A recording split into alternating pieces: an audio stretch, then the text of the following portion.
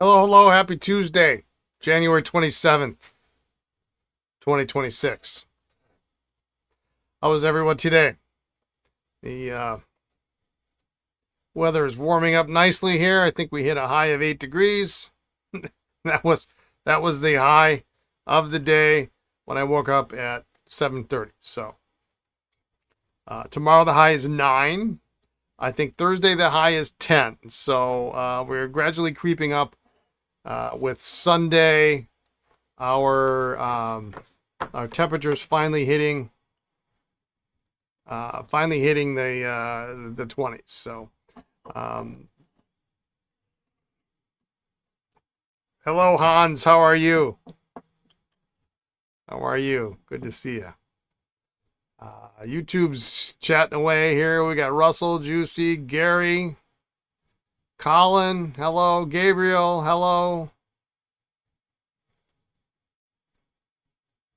You're surviving. Hope you're having an exciting day. Yeah, yeah.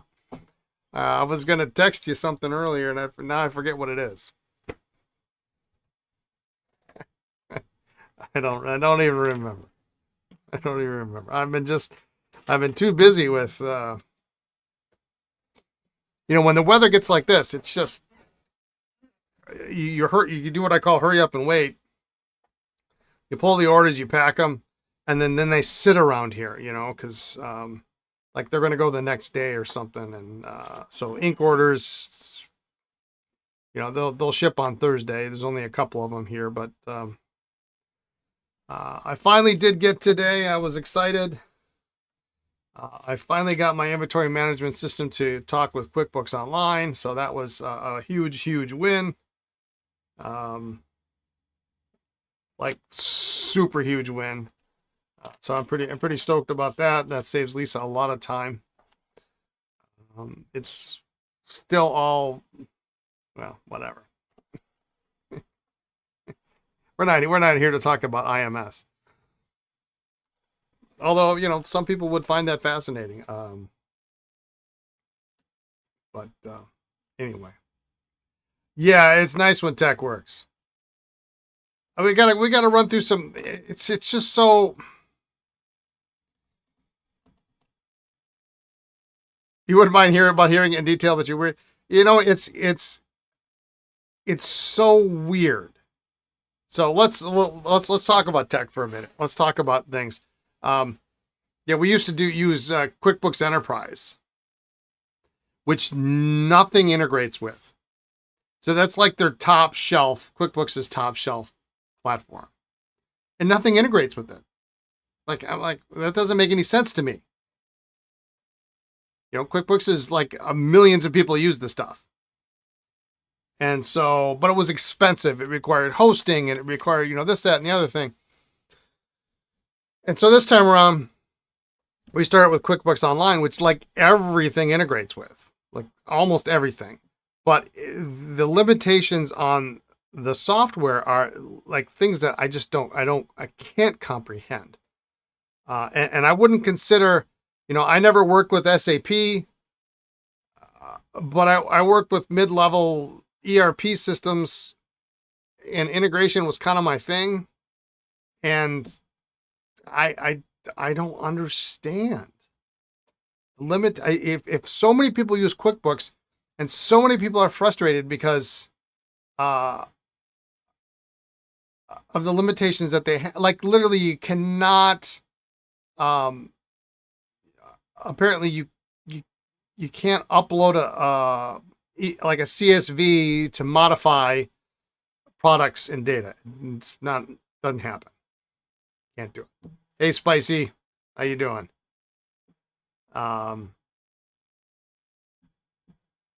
So we get it set up.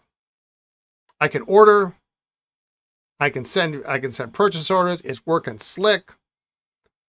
I can receive purchase orders. They can talk to my website. They can upload inventory. That works slick. I've got it connected to QuickBooks. Doesn't work slick. I mean, it connects, but it won't. If I create a purchase order and I try to send that purchase order to QuickBooks, it doesn't work. You have to create a duplicate. So now you've got 2 purchase orders for the same amount. You got to create a duplicate, and okay, fine. That's just fine and well to do. But apparently, once you create a purchase order for QuickBooks and you send it, that's it. You can't touch it in this application anymore. So you can't receive.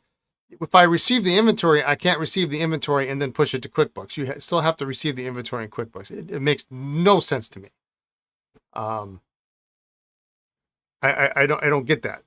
Yeah, no CSV. Yeah, there's no CSV import. No, a lot of the stuff at least it has to do, like, goes from one product, next. Hit back, go find it, next.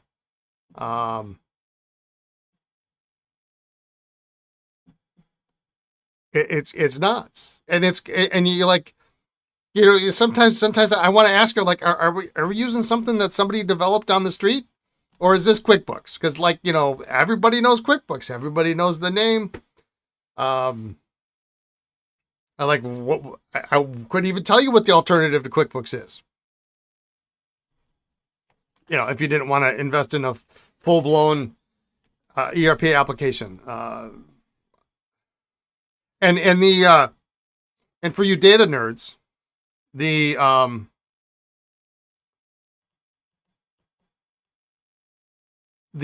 primary key is not the SKU.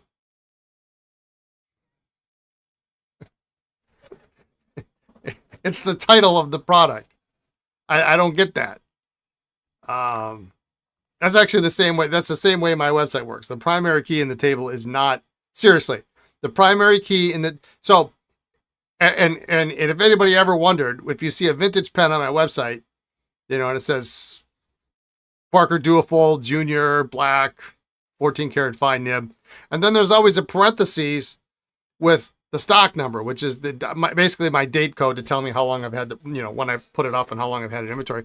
That's because the primary key is the title, so I can't have 2 black with gold trim, or God forbid, Esterbrook J in black with the 2668 nib. I can't have more than one unless the title is different. So yeah, the SKU doesn't.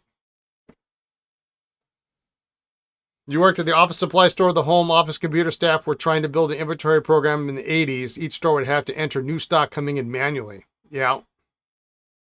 Yeah, that's what I was doing. So that's why I went to this. I said, okay, the first 50 orders, I can handle, entering stock in manually because we didn't have much. But now we do. If you were busy and didn't get to enter it on the same day, you sold it that day, the system couldn't deal with the minus. Oh. Yeah, no sequel.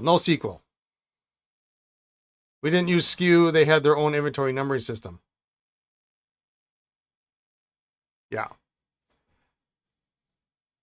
Yeah, eVelocity had to do that. I guess if you know when you start, it's like that. Yeah, it's... I actually tried. I used the same platform I used to use. But the devil right? I actually tried a different platform, and I couldn't make it work. I was on it for 3 or 4 months. I said, this just is not going to work. Because I was looking at, there was actually a free platform that was WordPress based for e-commerce. And the platform was free and WordPress is free. So therefore free, who doesn't like free, but it came with all the problems you get with free software. Like literally zero support. So yeah. So, I guess we got it to push purchase orders, and it told me that it wouldn't do it because it could tell if I had a product on the purchase order that didn't exist. So that's kind of cool. But now, and it syncs purchase orders back and forth. So if Lisa creates a purchase order for something she buys on Amazon, I have to see it now, and there's no way out of that. And so now I'm going to have double purchase orders in for all the product. You've had good luck with Shopify? Yeah, I looked at it. My only concern was Shopify, and maybe it's too late now. I'm not gonna switch platforms now. Was being baked into their processing, because I do get a significantly better rate using PayPal's Braintree, and it adds up. I mean, and I know everybody develops for Shopify, but all of the applications that I'm used to using that I find that do work well, still support BigCommerce. So yeah, the devil you know. They did make some improvements since I left and came back. So that's a good thing, but anyway. Yeah. Nope. Primary key is not the SKU. Whoever thought that, and okay, so I'll tell you one more thing. This is, I guess, apparently we're starting out with the Brian rant today. I used to be on Volusion, if anybody remembers Volusion. That was a long time ago. I actually quite liked Volusion because their import-export allowed, as long as, so you could import anything you wanted into the products table. 2 columns. One's got to be the primary key, which is the SKU. Thank you very much. Which, occasionally causes a problem. Like, I think there's a diamine SKU that's the same as a pilot SKU. Okay, whatever. You add a D to it or something. But as long as you have the primary key, you have the product SKU, you can add any 1 or 50 of the other fields in the table to upload. So if you only have to change,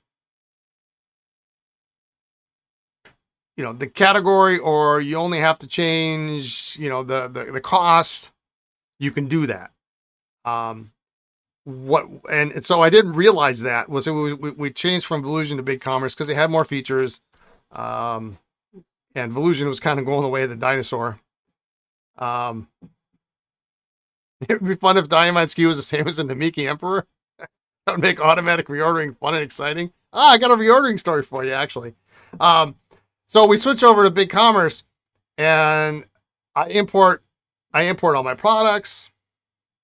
I get it set up, and then I export the table, and I sort. I do sorting by, by brand or by, whatever, so I can figure out what needs to be fixed. And then I import it back in. Well, apparently some genius ages ago at BigCommerce decided that their product table is sequential. Not only is the primary key essentially the title, the table is sequential, and you can't upload with less than like 6 fields. So a certain 6 fields. The title, there actually is another field in the table that sorts as is a unique identifier. You got to have that. You got to have like 6 fields if I wanted to update one thing. I got to update at least 6 fields. For whatever reason, the category is required in the upload, in the import. Yeah. Oh no. Right. So I spent all this work. I massaged the table. I got everything in there. I spent like a week getting things set up, and then I exported the data. I sorted it, filtered it, did what I needed to do, uploaded it. Yeah, well, nothing was sequential anymore because, you've got variants were listed below the parent SKU. And when you sort them, they don't sort back that way. So I had like 12 pack of pilot black cartridges with an extra fine nib option. It's just goofy stuff like that. It was like, and there was no going back. I mean, you blow the table away and start all over. Yeah, sequential. Yeah. But it's sort of like pen repair. See, we're gonna loop this. We're gonna loop this around in pen repair. If you know the limitations and you understand there's no getting around those limitations, you can work with that.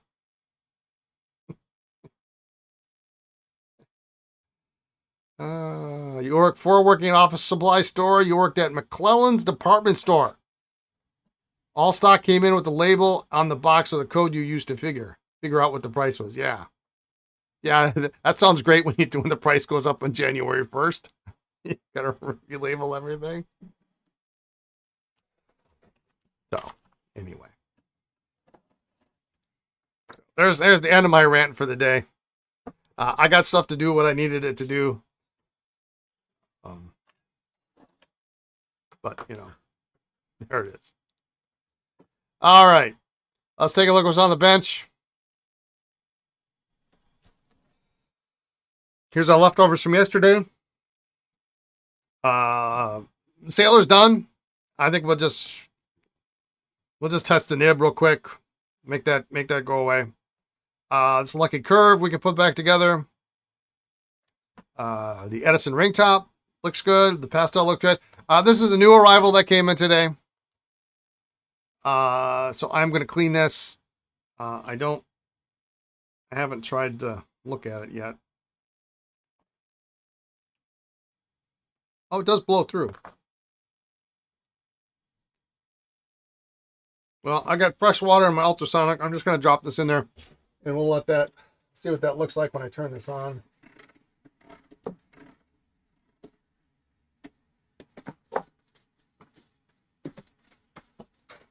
Doesn't look like much is coming out of it, but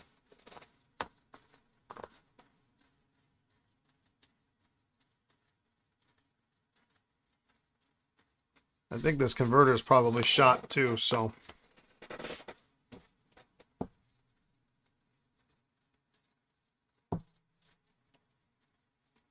What frequency do I use? On.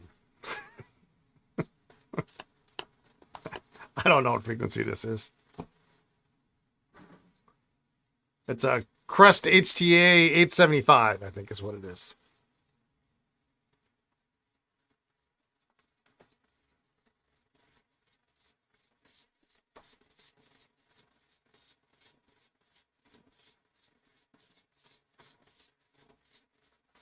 This here, yeah, Parker 75. Sterling Cecily. didn't even know it was coming. It showed up today, so.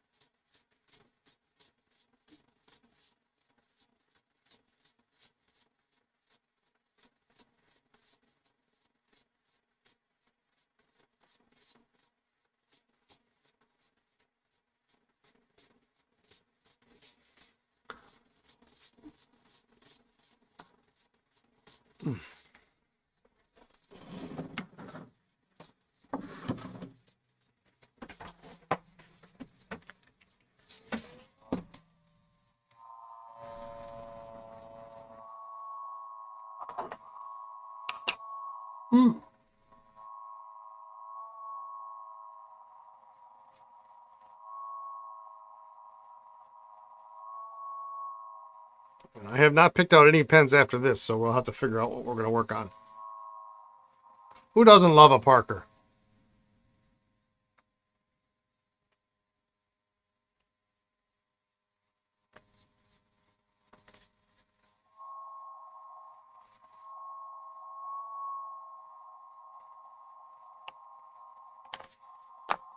Let's put these together. Maybe as long as I got the heat gun on.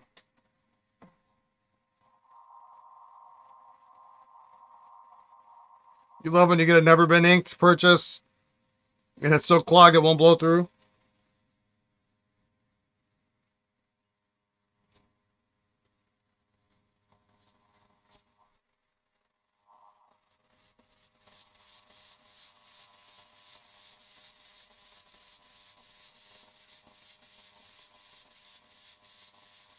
Boy, is that an adorable little pen.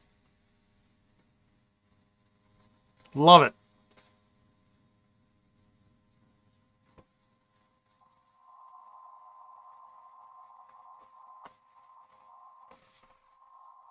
Cassie, you in the chat today? We're going to ink up your pen here.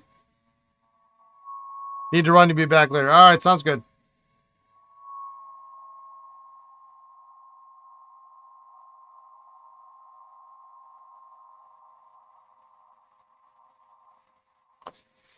So yeah, we had a little problem with this yesterday. The sack keeps hitting the end of the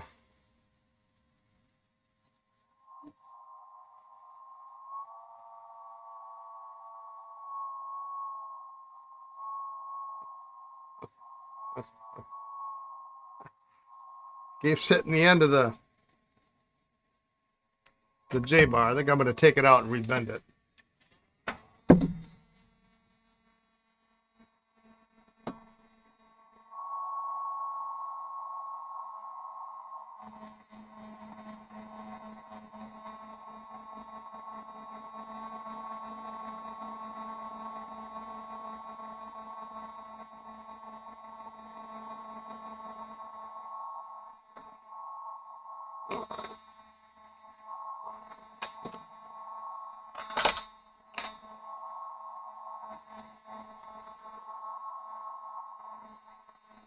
Maybe they meant never been uninked.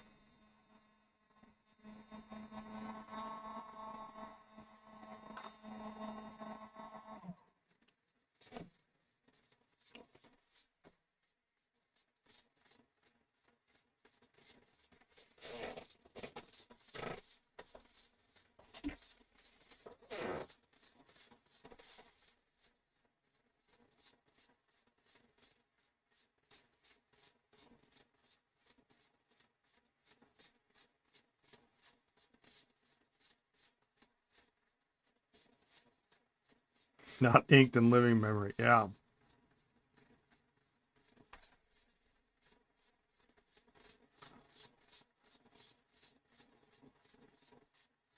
The ones you got to worry about are the people that know enough to be dangerous, but they want nothing to do with it. You know, I'm not an expert. Parker Vacuumatic, third quarter, 1946. Unusual, you know. They know all the ins and outs, but yeah, they're not interested.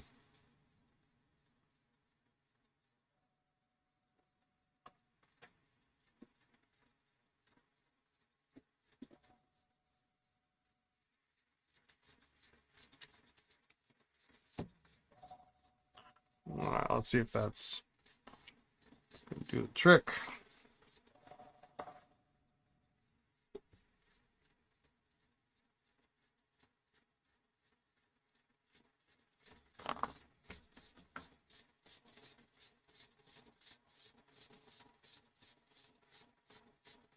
Okay.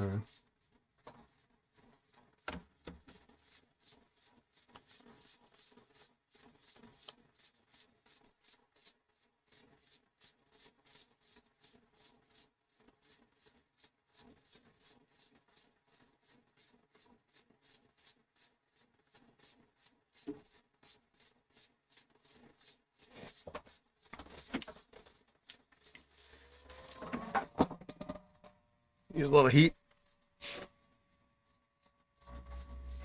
Then you need to replace the J bar 4 as the original 1 in and 2 pieces and rust as can be. Yeah, well, that's really a blessing sometimes.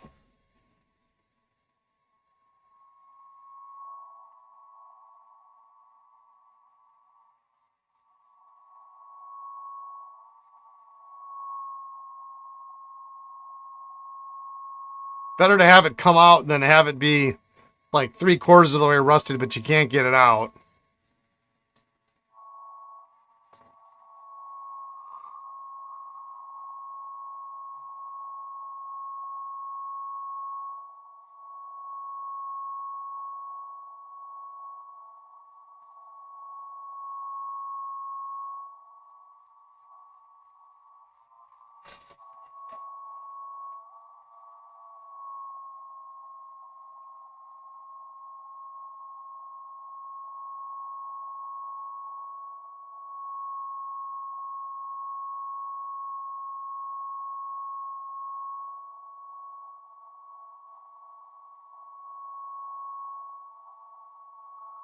Boy, oh boy, does this not want to go in?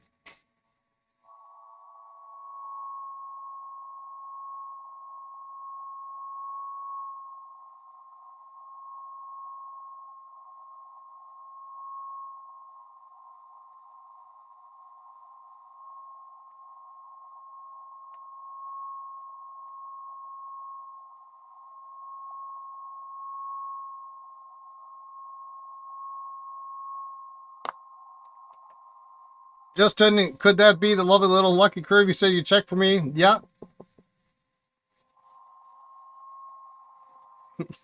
Yeah. Your YouTube channel handle is a little weird, isn't that right? Yeah, this is we're gonna test it just a little bit.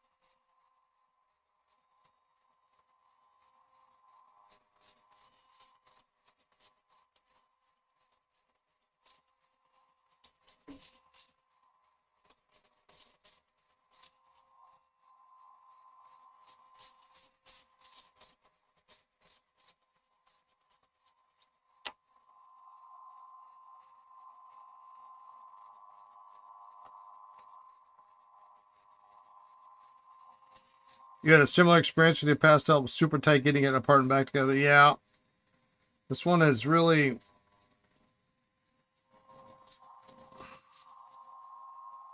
And the problem is when you use heat, you got to be careful on these because the plastic will melt, and then you're done.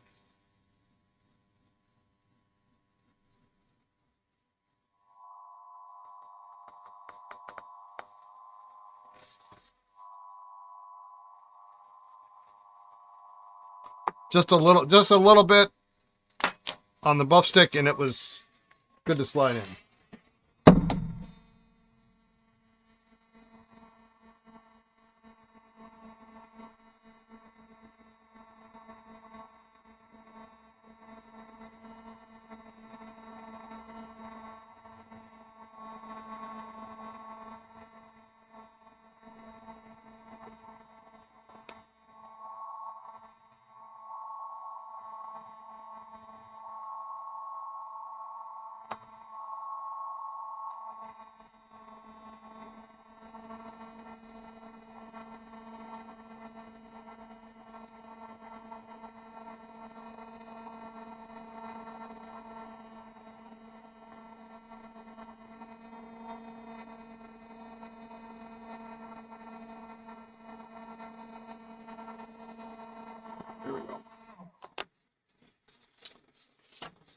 Okay.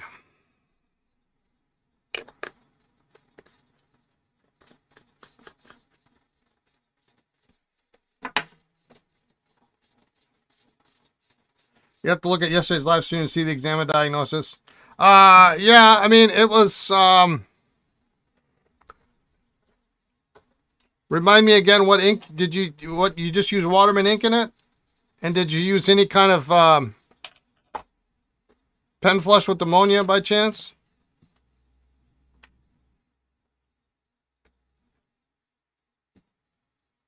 What am I looking for? Oh, I'm looking for a notepad. Waterman only, that's it. Yeah, okay. Essentially it's premature sac failure. Bad sac. Which is a little concerning, but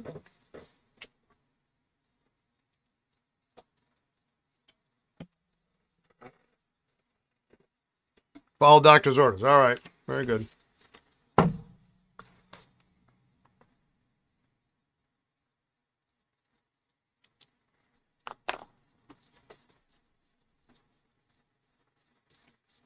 All right, I'm going to try this the Sailor first here.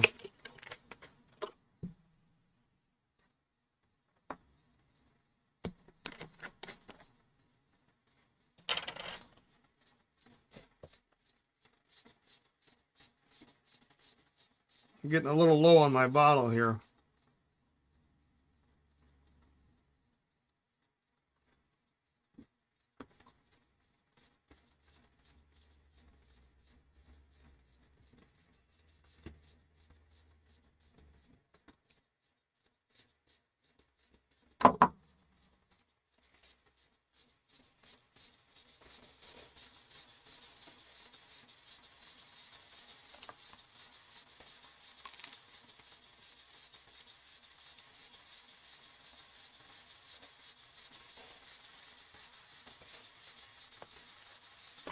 I still can't think of the actual name of this model, and I don't think it's a 1911 standard.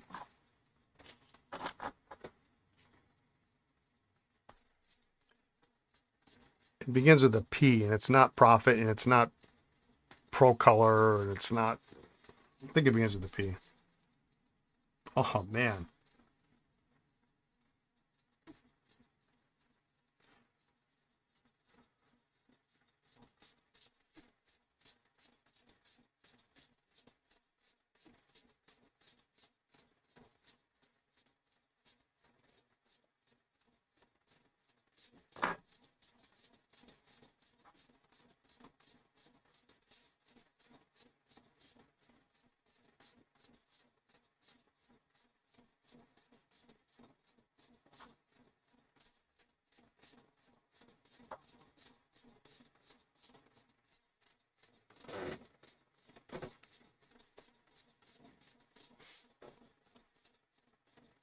Boy, this is nice. I haven't written with a Sailor, and I couldn't tell you how long. That's a nice nib.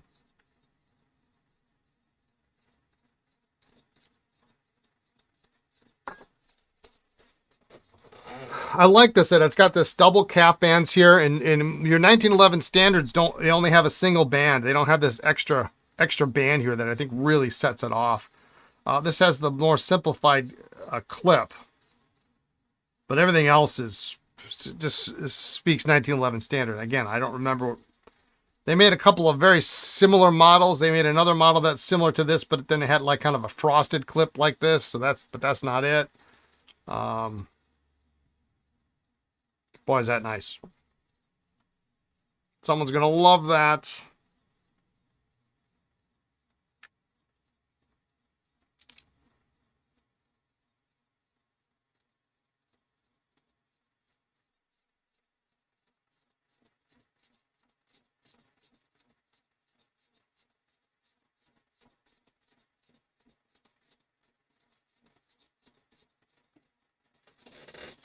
It's a stationer's near Columbia University that has some vintage pens, Janoffs. No, I've never heard of them.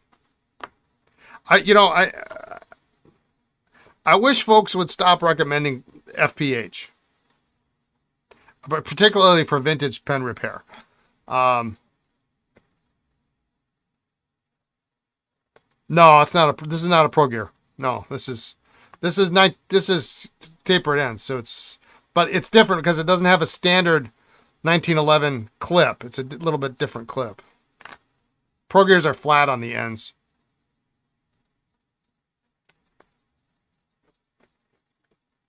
No. I know you're not. I know you're not recommending FPH, but I'm just saying. You go on the threads and people are like, oh, well, who repairs pens? Oh, send it to FPH. They do a great. They don't do a good job. They do a horrible job.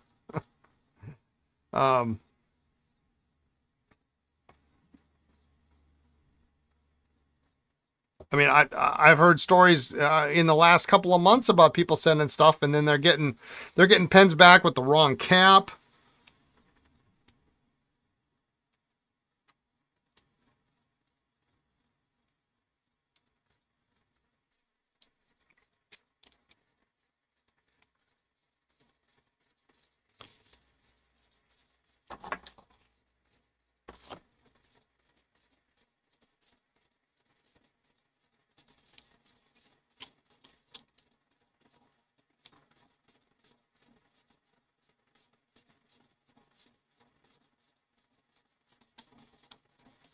Yeah, that seems to work now.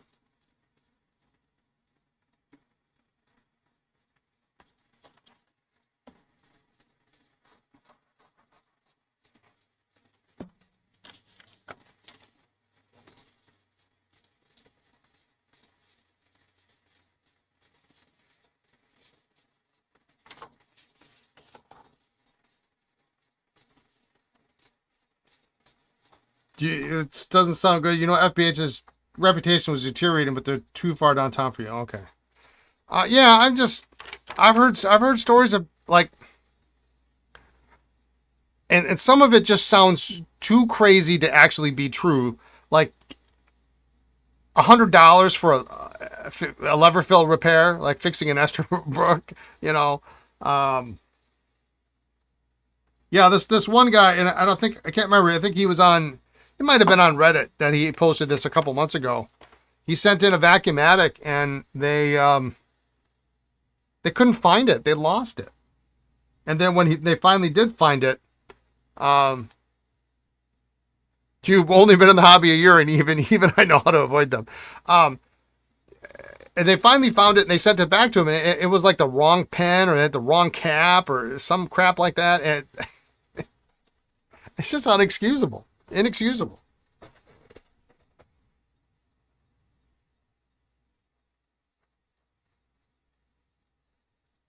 Well, that's too nice a writing pen to send back. I mean, I'm afraid I'm going to have to refund your money. Now, this is a nice writing pen.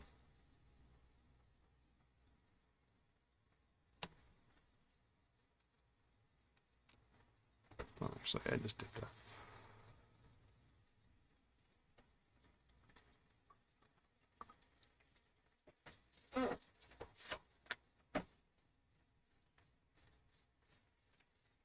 All right, so this should get, just so you know, this should get packaged up tonight or tomorrow, and it should go out tomorrow. Just make sure.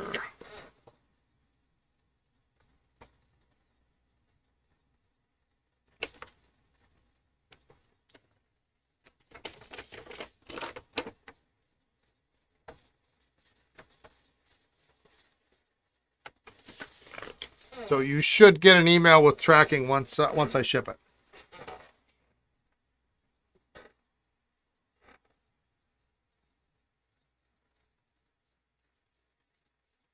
All right, what do we think on this guy?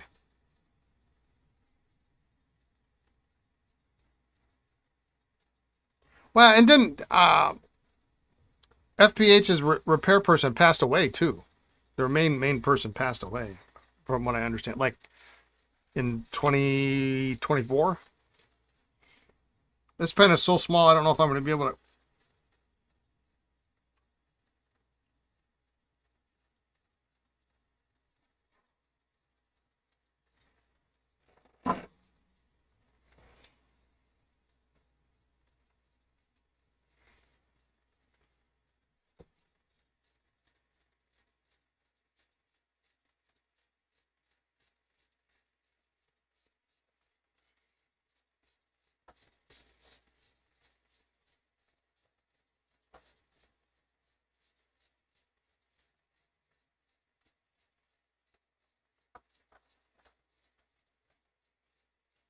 Well, the flow on this is good.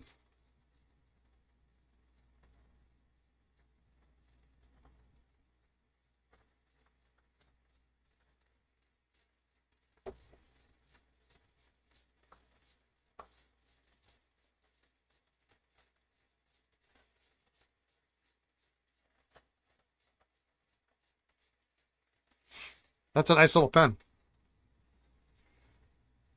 Blessings on my head. Thank you, sir. Sorry there was a problem.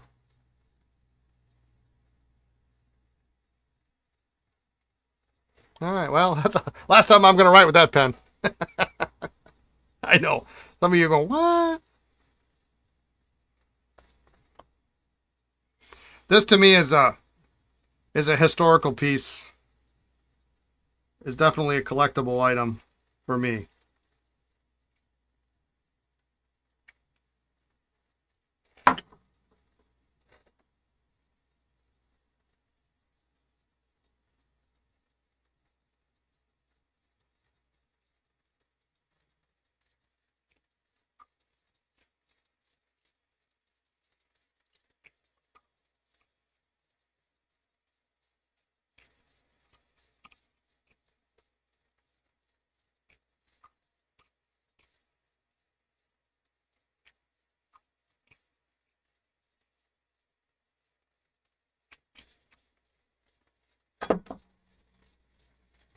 salvage from the wreckage of eBay.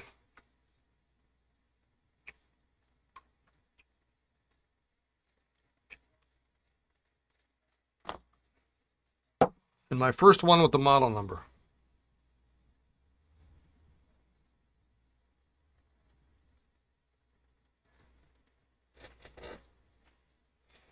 I'll spin those out in a minute.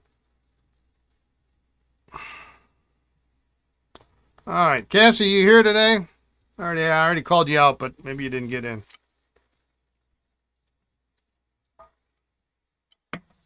Your pen is next.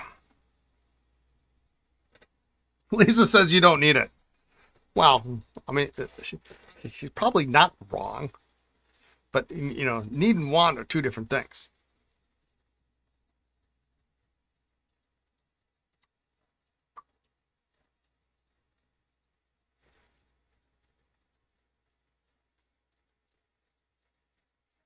You just pulled out your Sailor All Black, which you inked up over 6 months ago and have not used. Started writing with no issues. Awesome.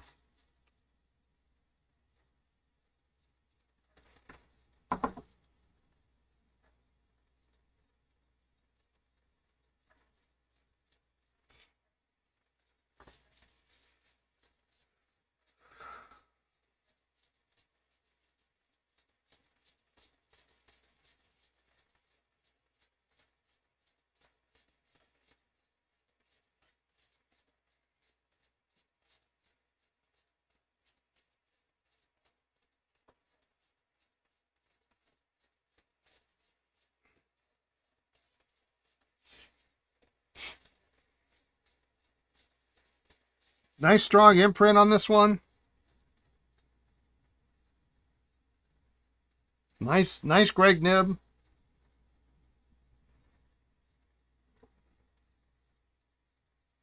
No cracks in the cap from what I can see.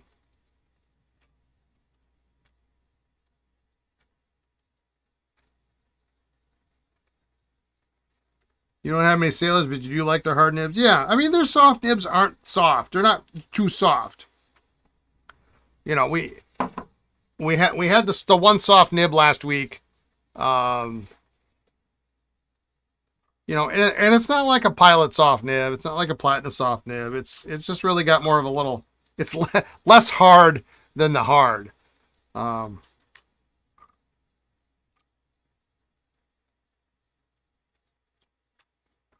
I think what makes them interesting is the fact that they're kind of difficult to find these days.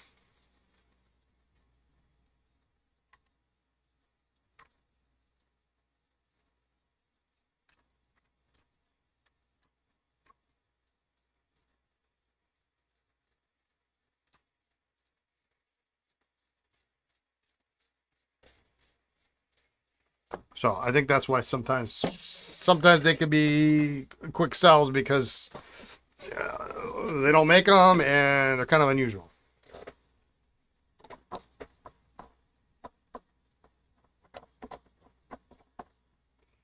I mean, you know, you see 30 or 40 to 1 hard nibs to soft nibs. This is a nice medium though. I don't really normally like Sailor mediums, but this one is really very nice.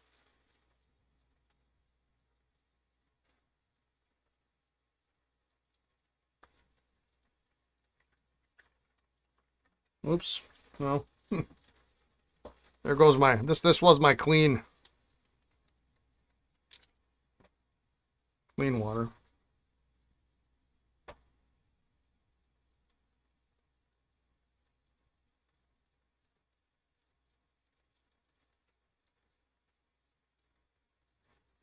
Sailor soft nibs are equivalent to many manufacturers' standard, but very high quality nibs. Yeah, they got a little bit of bounce to them.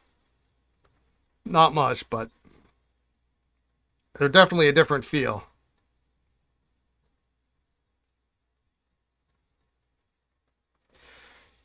We used to get lucky. Every once in a while, we would get a regular Sailor hard nib that was not hard. Like one in 50 nibs maybe. We would get it and it would be like, this thing's got a little bit of bounce to it. but you can never tell which one. Like maybe they stamped it a hair thinner than their other nibs.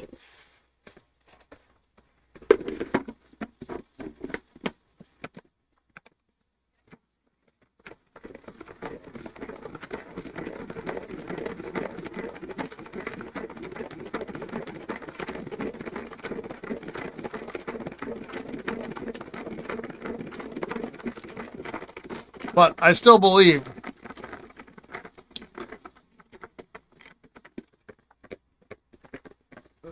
that anybody who says a Sailor 21 karat nib is soft or is softer than a 14 karat, I don't buy it. I've handled thousands of Sailors and they're not any softer than a 14 karat nib.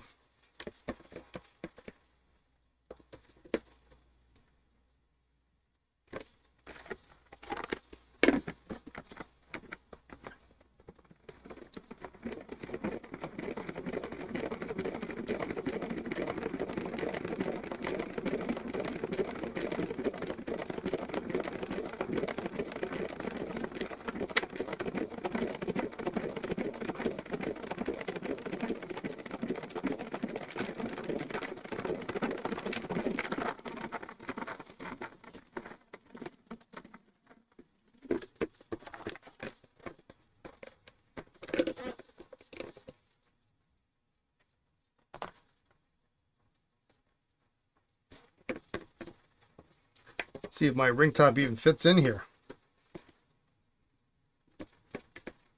It does. I don't know if I'm going to get it out.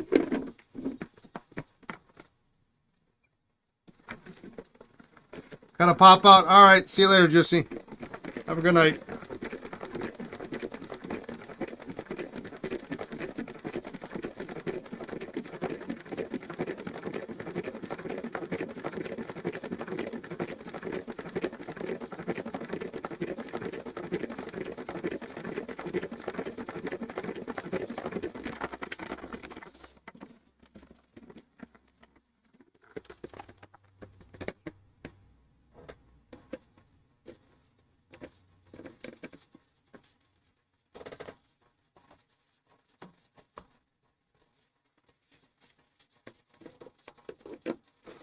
Bunch of shorter pens today. Pastel, Edison, even that Lucky Curve is kind of a shorter pen.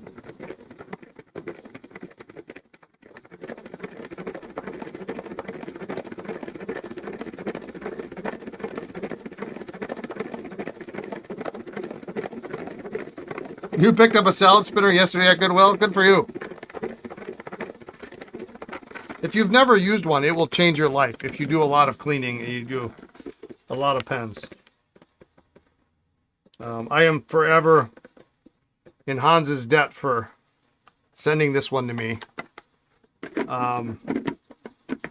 It was at a time where I really needed a good laugh, and I think it was maybe one of the first times he sent me a package, and it was marked Death Set Emporium on it, and Lisa just about lost it. What did you get?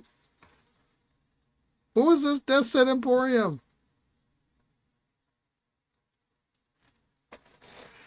$3 well spent, yeah.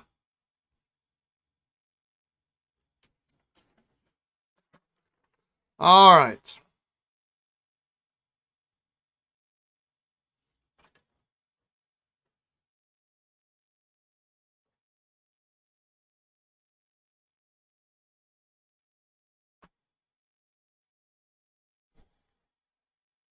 Got to give this a little light rub down here.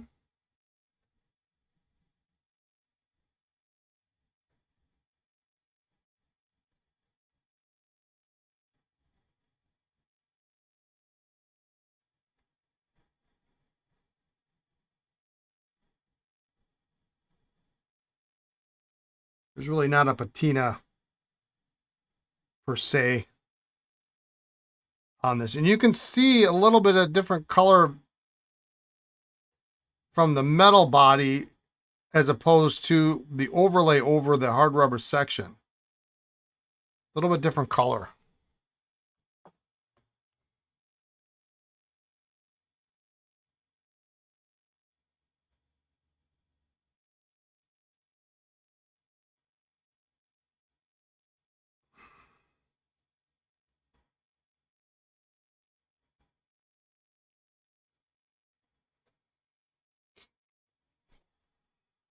I'm not sure what confused Lisa more, the fact that I bought a pen or that I bought a ring top, because I don't buy ring tops. But this is a really great little pen.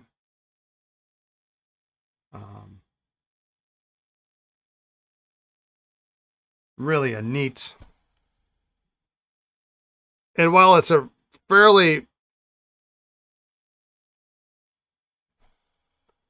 standard chasing pattern,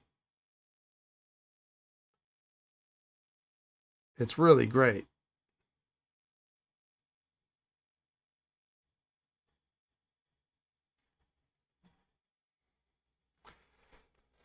Your obsidian cooked on shimmer.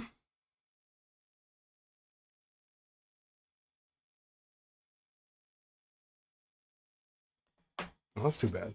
Yeah, it's cute, isn't it? Short is good. Hey, Indy. Brian says it would be expensive to ship a swell strainer, but he can sell the needed bits to complete a transition to make one of pens. Yeah, I mean, maybe. Dollar store. Everything you need is at the dollar store.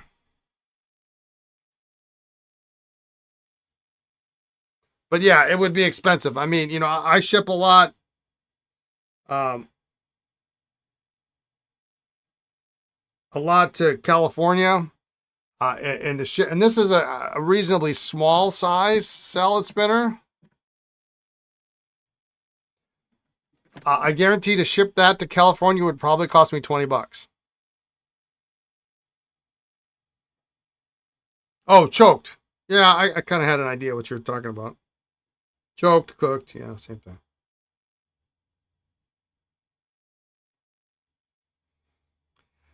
Yeah, the price on shipping is just crazy.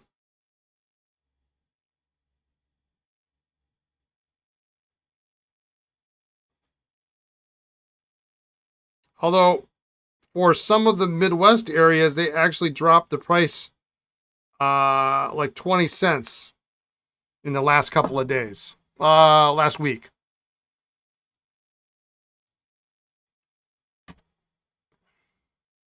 I'm going to polish this cap. This cap does not look as good as the barrel looks fine. Cap is.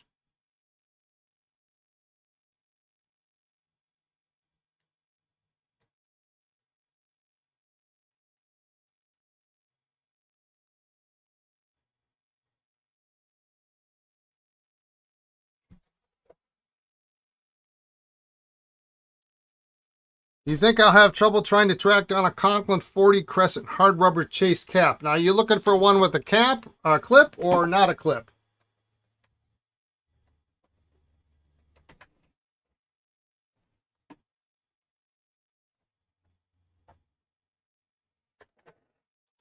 If you find one, let me know.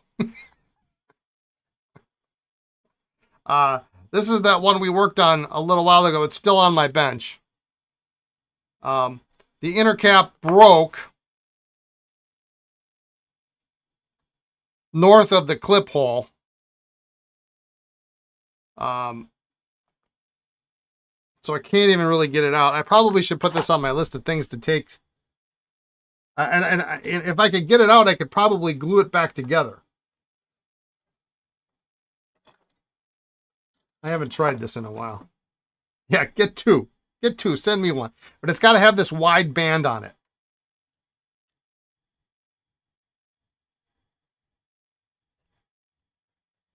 Levenger is shipping everything DHL, which is delivered by USPS. Does that save much money? I don't know.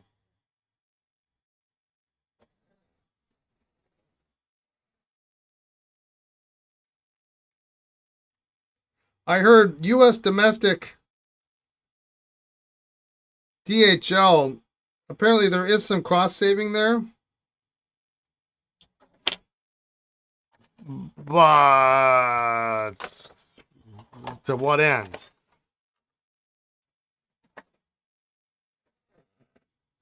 UPS is probably the cheapest. The cheapest. Now they may be negotiating rates, but UPS is probably the at a base the cheapest carrier in the U.S. right now.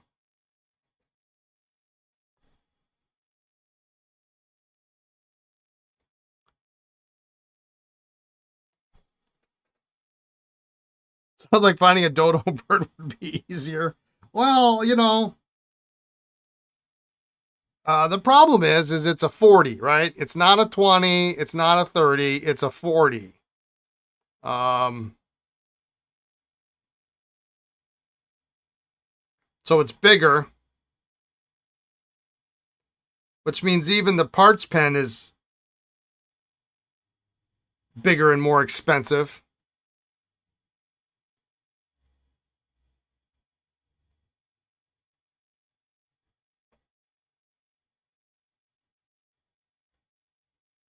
Yeah, I mean, I've considered shipping UPS, but my problem with UPS is, they just leave the package. There's already a lot of problems with, porch pirates as it is. At least with USPS, it's delivered to the box.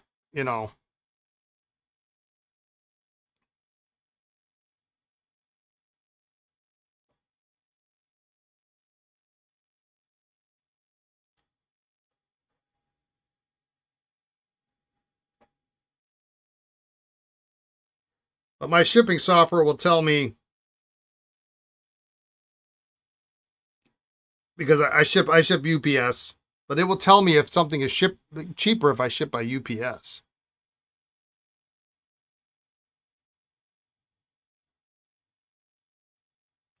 And sometimes it's substantial. You get a 3-pound package going to California from Wisconsin, and you can save $5 if you ship it via UPS.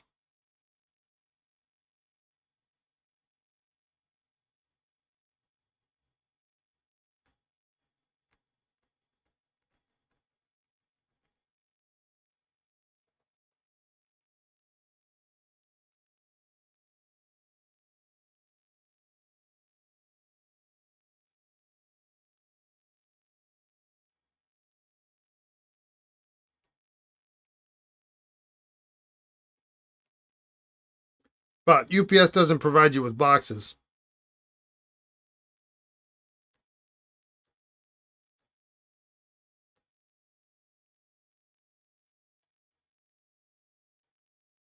And what I'm finding from the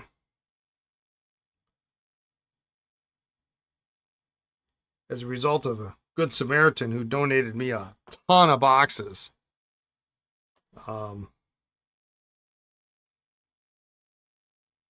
I really need to buy, and we've bought some size boxes. I really need to buy more sizes.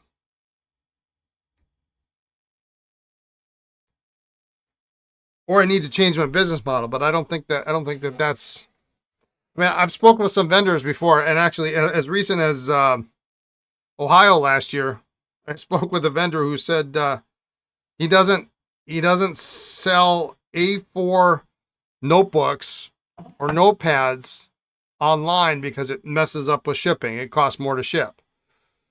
They'll sell them in store, but not online.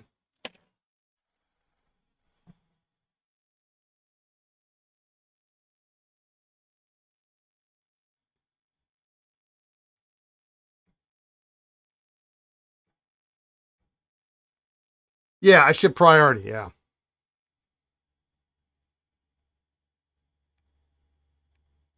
Well, I don't like the UPS leaving your box, on your doorstep. I don't have. It's very rare to have any kind of claim where the package didn't get there from USPS. It gets there. You know, and honestly, if it doesn't get there, it's usually preceded by the customer telling me I have problems getting my mail. To which sometimes I usually say, okay, well, let's not ship it. Let's not ship it that way. You know, it gets there 2 days sooner. But you know, I don't want to incorporate. You know, UPS. Yeah, sure, it's going to be cheaper. Now I got to buy boxes, and I got to buy boxes in like 6, 7 different sizes, because you get somebody who buys an A4. Well, that's fine. You can get a flat box that fits in. They get an A4, but then they get a bottle of Visconti ink. What do you put that in? You know, these are things that people don't think about.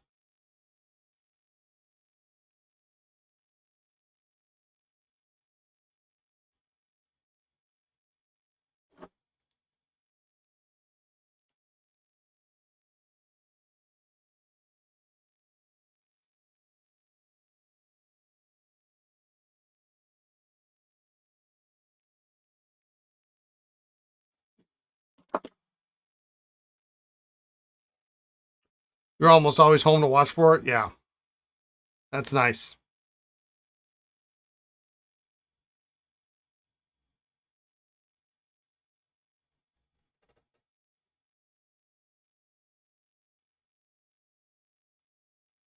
Ink bottle manufacturers don't think about that? Yeah, no, they don't.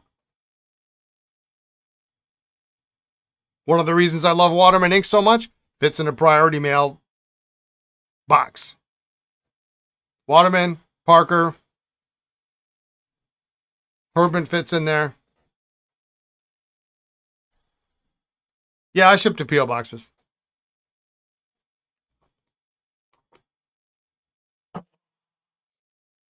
You know, you get Visconti ink, even Tasha ink. The box is huge.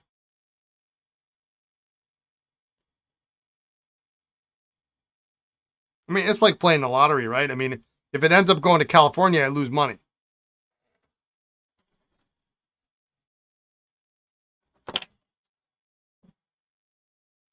West Coast, South.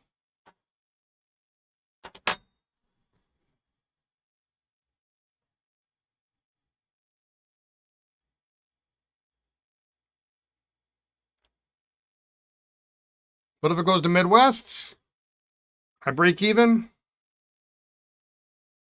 Maybe make 20 cents.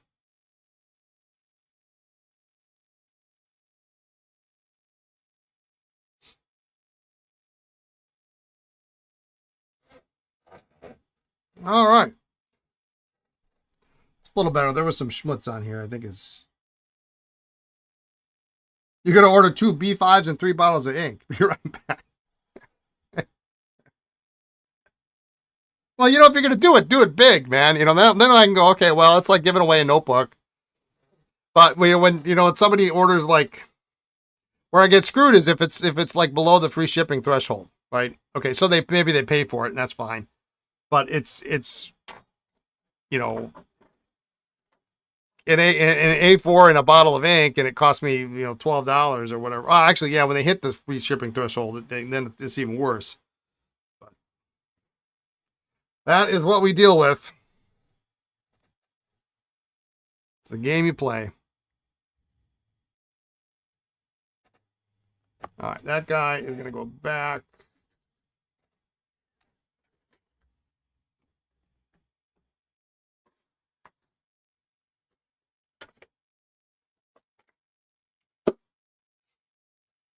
That later.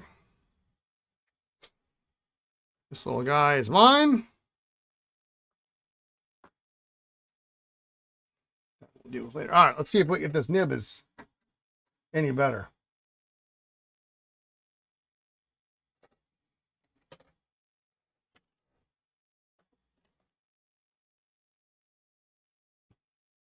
You're evil, Colin. 3 bottles of ink. Make sure they're like Visconti. Big thing, so I don't know what to pack it in. You know, just enough so like 2 boxes is even. You can't ship it in 2 boxes because that's even more expensive.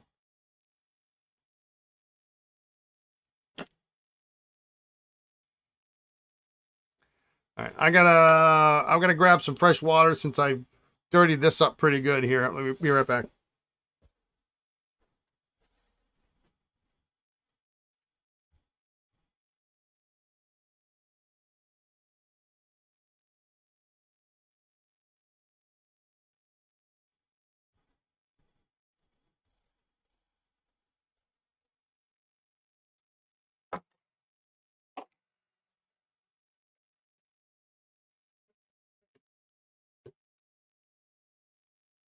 And I just ordered B5 notebooks, Oasis notebooks yesterday. I didn't have them in stock before, partly because of the shipping reason.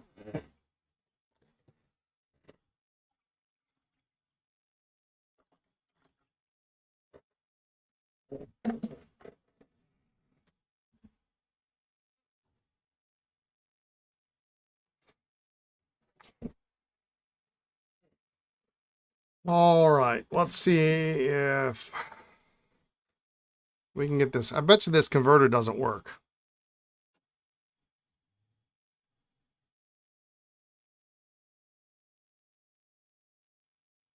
Just send the inks, pour it into a plastic bag, and say if you want the bottle, it'll cost extra.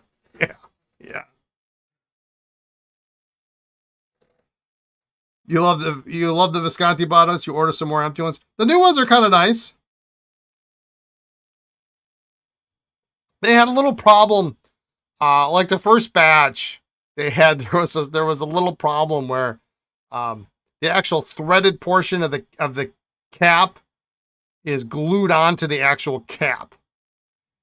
And so I had a couple of, like in the first batch, like in 2024, that they just you unscrewed it and the whole thing came apart.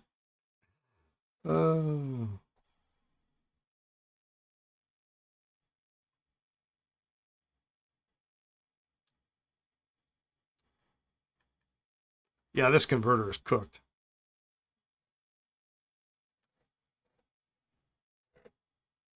Yeah, we must have had, I can't remember, 3 or 4 of those. That was fun. Let's try this.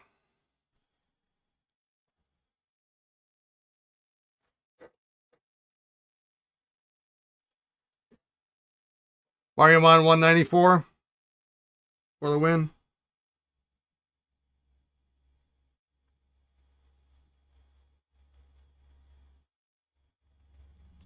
I'm a little upset with my Mariamon and Midori distributor.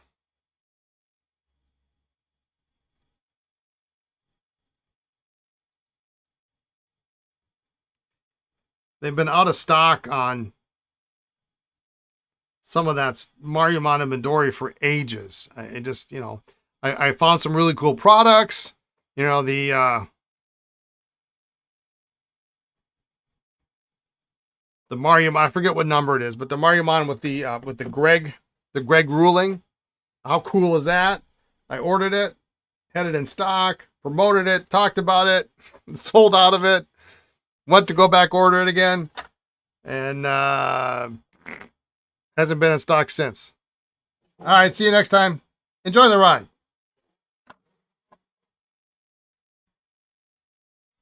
Today is my day off from two-wheeling.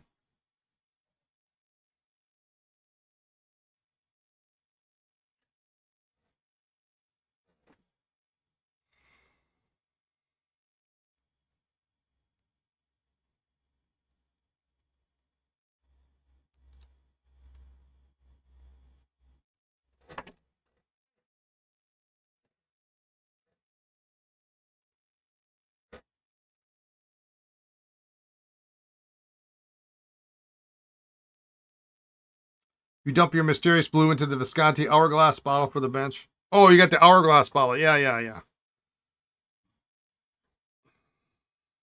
I got a couple old glass ones. Remember those? Oh, how old are those? I had. It's kind of funny. That's a funny story. So, I don't remember how I got them, but I got this collection of bottles. Somebody gave them to me, clearing out, whatever the case was. And included were about, I think there might have been 3 glass Visconti bottles. You just don't find them. And, you know, when we first started carrying Visconti, they're plastic hourglass. And then before that, they were glass. And I think I sold one to a good client. And I kept the other 2 for myself. And one day Lisa saw this box sitting in the back of the store. And she was going to go sell it to somebody. And I'm like, man, did she get the wrath of Brian that day? Like, you do not sell those Visconti bottles. Those are mine.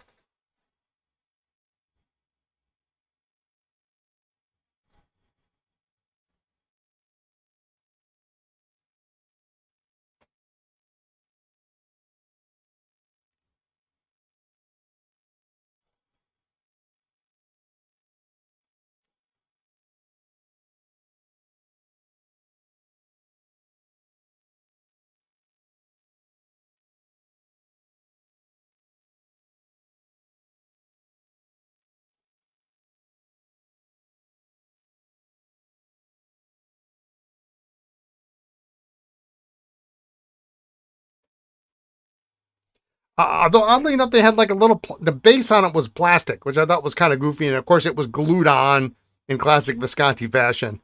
I think one of mine has the base and the other one doesn't, or it fell off, or something like that.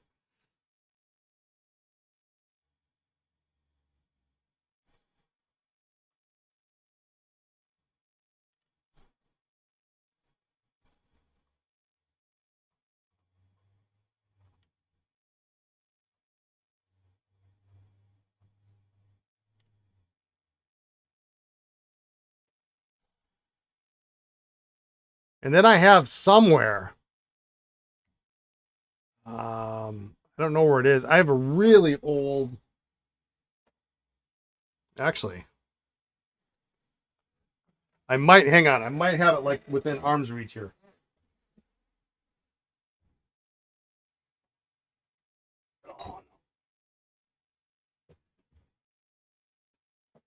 No, I don't have it. I have to go look for it. I don't remember if it's in my case or not. I have a much different glass Visconti bottle. It's about yay long. It's like a cylinder, and then it just tapers up at the top, and it's got an actual cork screw in it. Like, I don't know, Visconti's not been around that long, but it's an early bottle.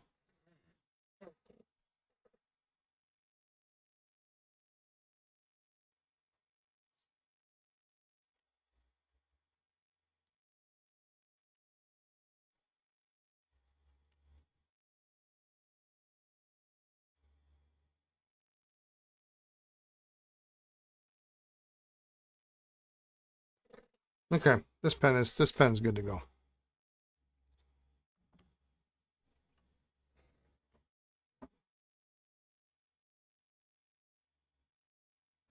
Oops. Almost poured it all over the cap.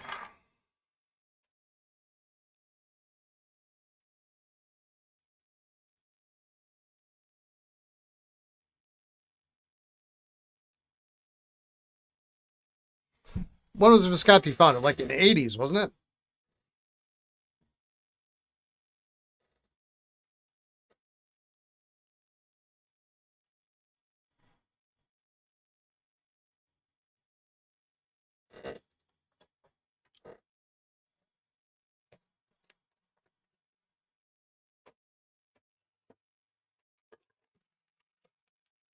Okay.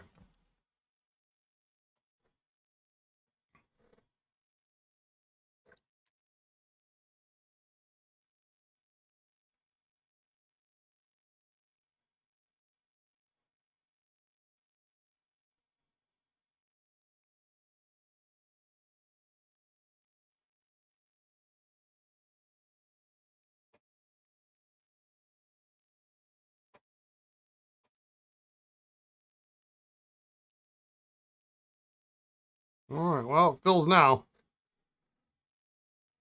That was the main complaint, is it was clogged up.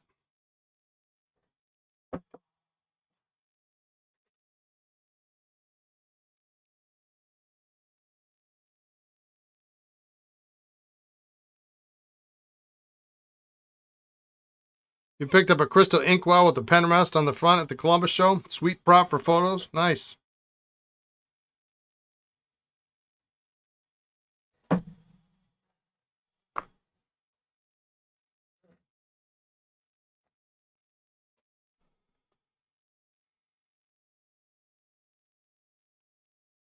Talk about bottles. Back in the early days of Heinz ketchup, the owner went out and bought all the bottles that he packaged it in and saved what he needed, and the rest of the bottles he sunk in the to be continued.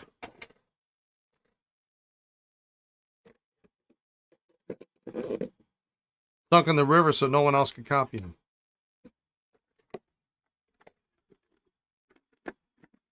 Huh.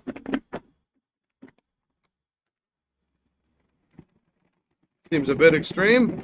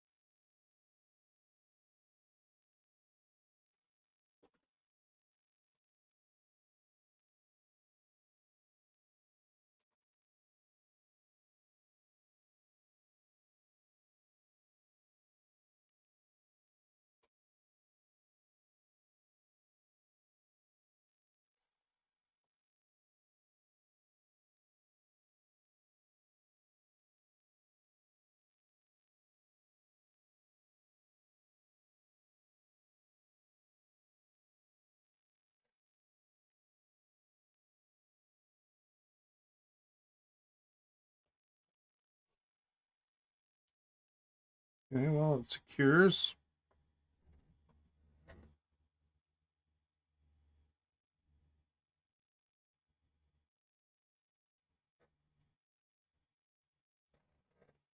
That was probably one of the quickest turnarounds on this bench.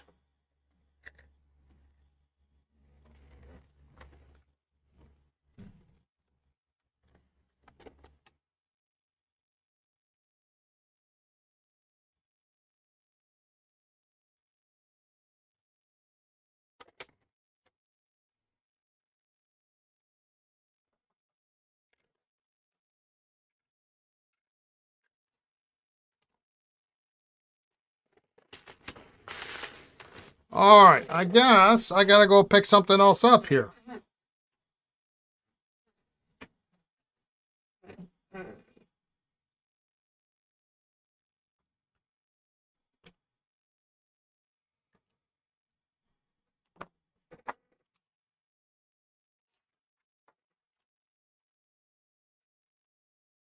All right, let's can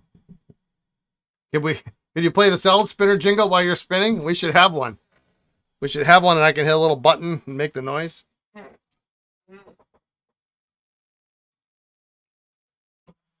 All right, I need to grab some pens. Let me see if I can find that. If that cool Visconti bottle is handy, I'll bring it out. But I'm just literally gonna walk around the corner here. But I gotta grab some new pens to work on, and I'll be right back. Hang on.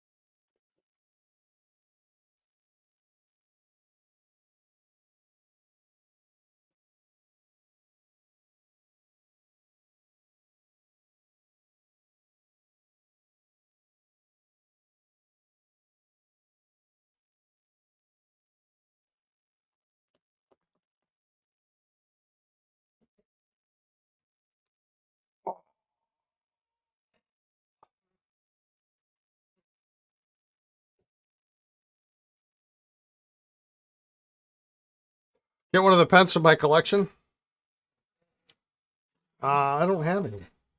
I have one here. It's a combo, but it needs some serious help. And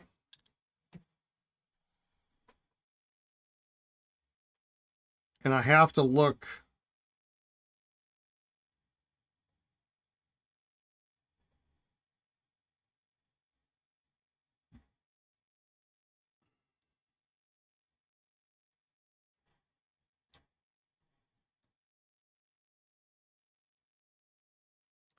I forget how this comes apart. I've got pictures of this disassembled. Actually.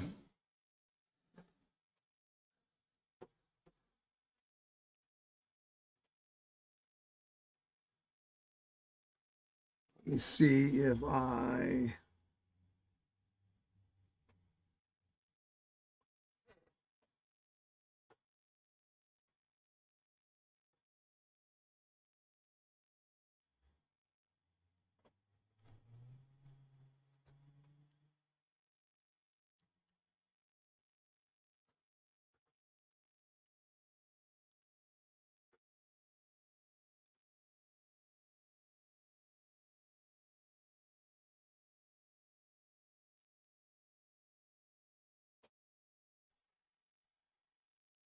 You have a combo pen, and just as you said, I forget how it comes apart and how to switch things over on it. Yeah.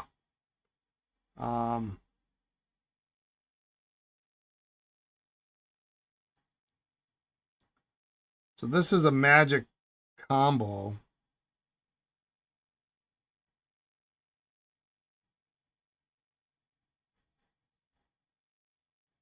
Oh, there's a nib in here.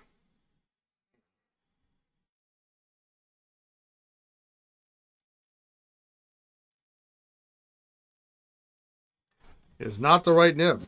That is for certain.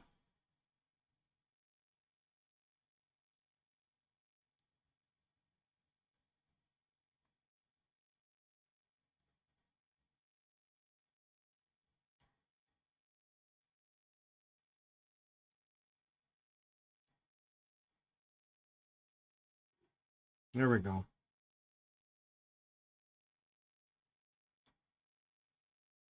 It's a Crico. Yeah, it's not. This is an Aikin Lambert.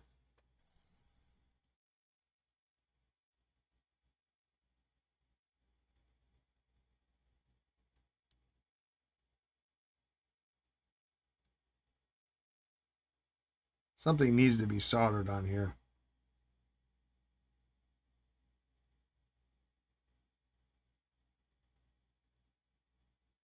But it's stunning. It's hand engraved.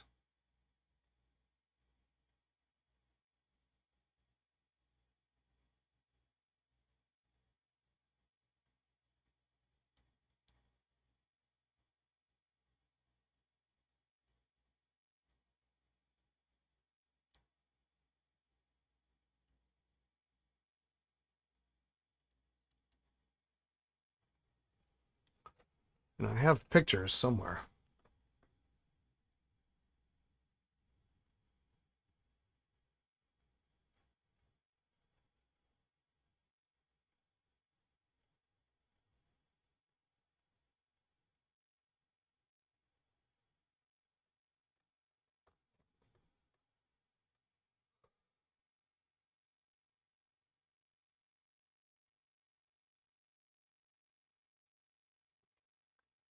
Nib out.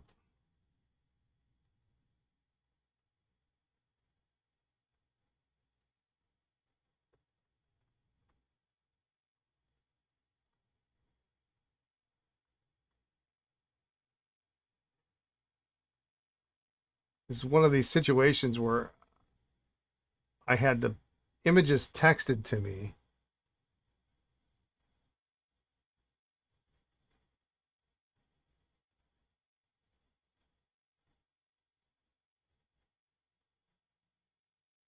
And I didn't save them.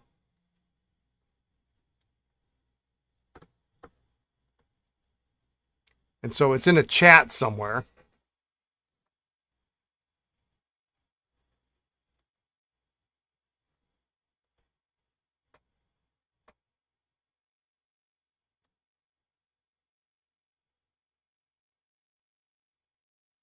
And it was like 1,000 messages ago.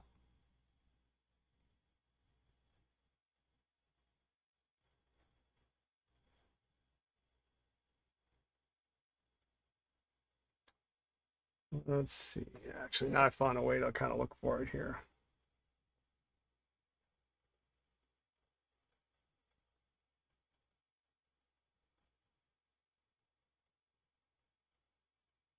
I bought it sometime between August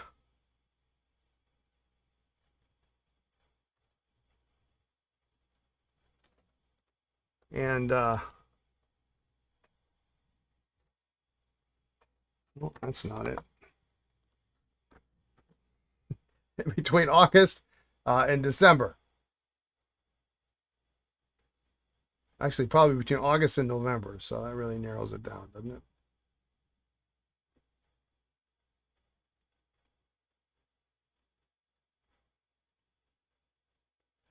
It's been sitting on my bench since. Ah, here we go.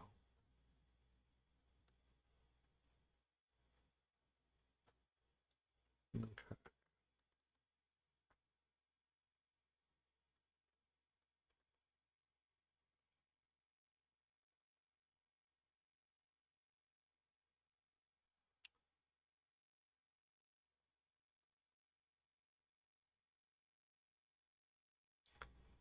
Okay, so this whole sleeve comes off.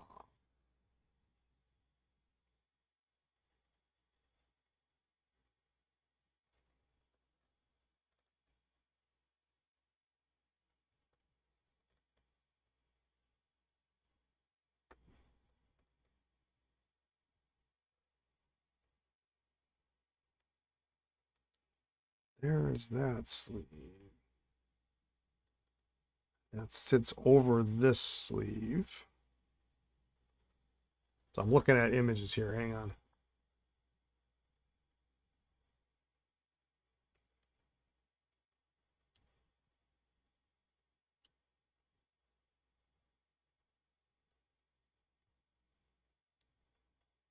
And this pencil should actually go in.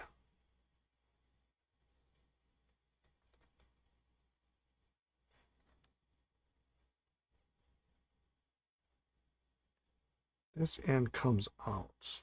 There we go.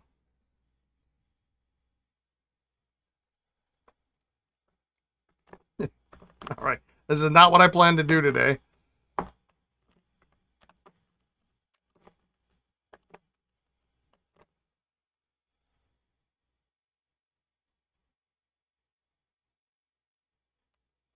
There's that part. So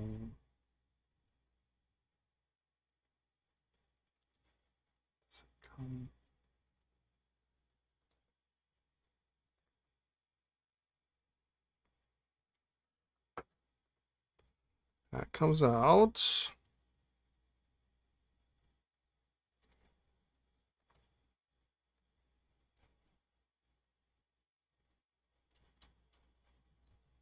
There we go.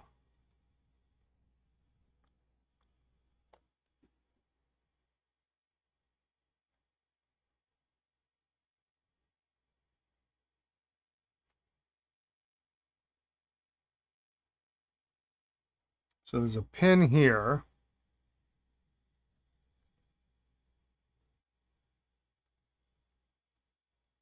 Boy, it sure seems weird. You can see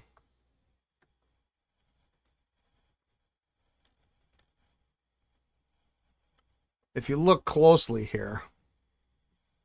This is not my forte at all. You can see the sleeve is over the engraved part, and there's a pin there holding that in place.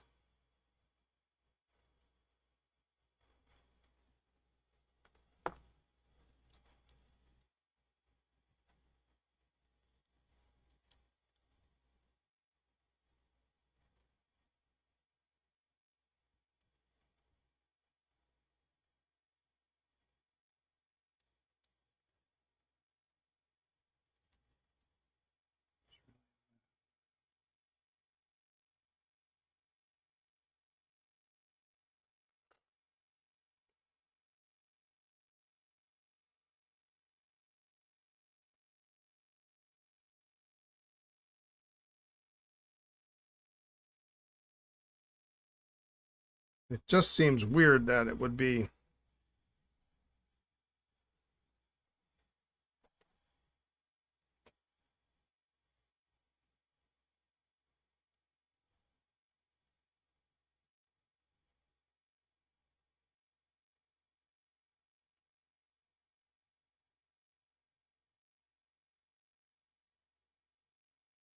Yes. Okay, so twist, locks in place, pushes down.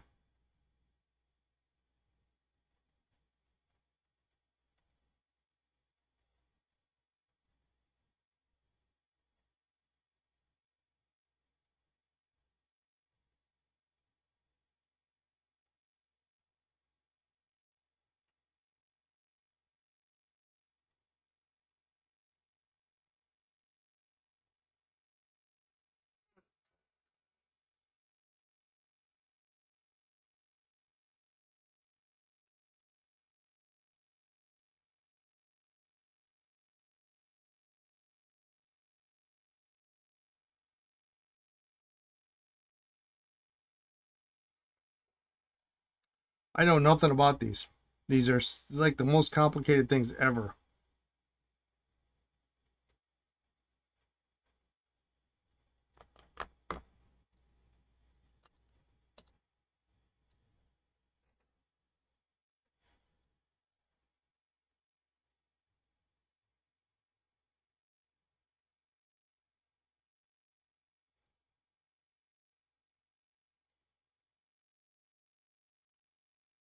This just doesn't seem right.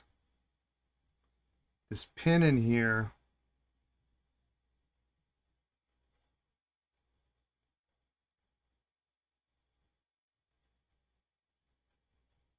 Like, why would you go through the trouble of engraving all of this to put a sleeve over it?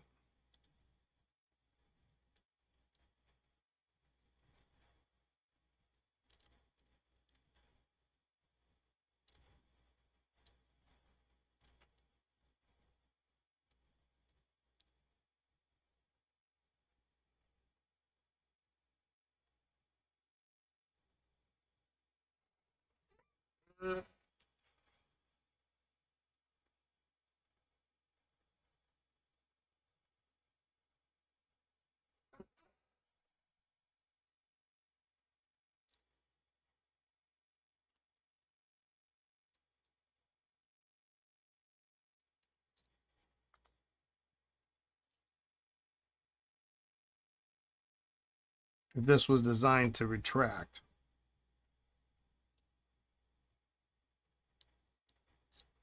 Maybe I take this to so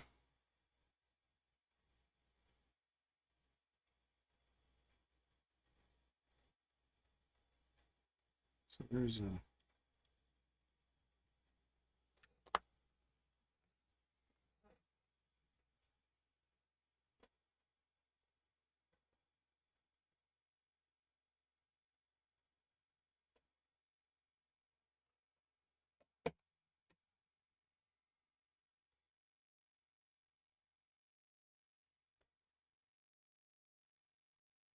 so this must go in this way.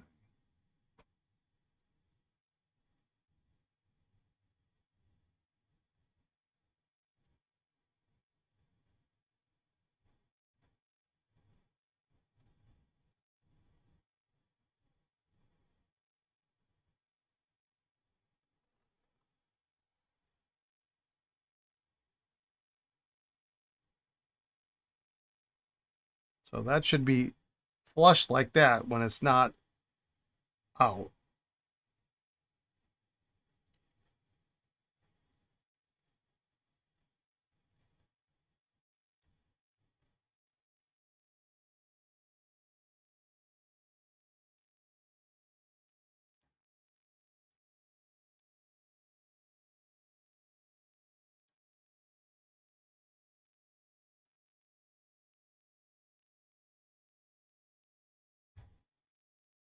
I got no idea.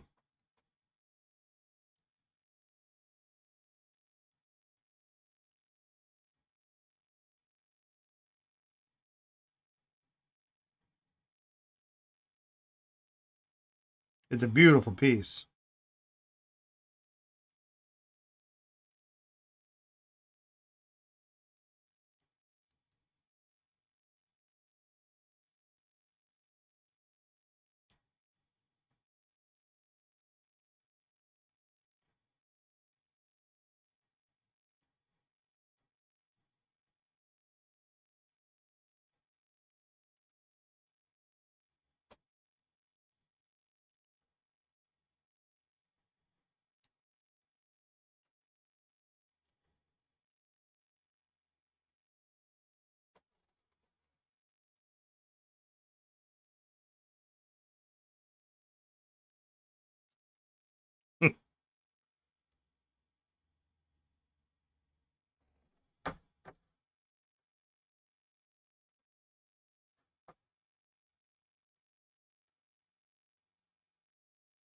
Well,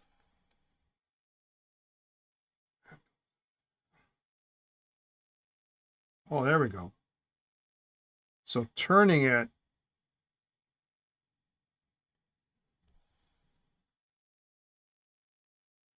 extends that. Yeah, this is part of the pencil. You're back.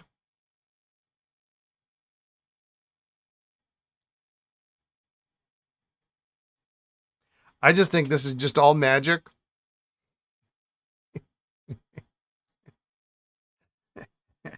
And I'm too stupid to figure this stuff out. I'm gonna look at it one more time. See, what I don't understand is there's a pin there, right? Why is this engraved all the way back here?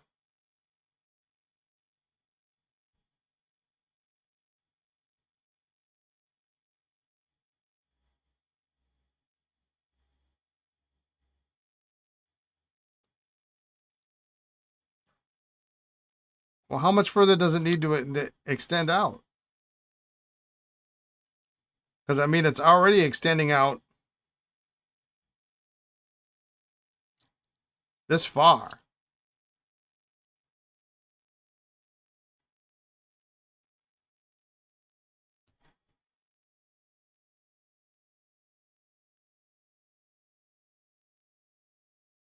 I mean, that's a whole lot of engraved. Oops, sorry. A whole lot of engraved. Yeah, this part comes out. So this is... I got the move.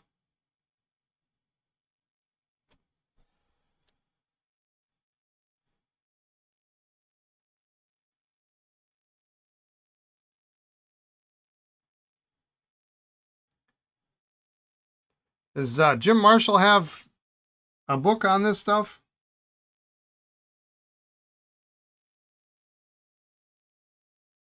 But if this is pinned here, there's no way this is moving.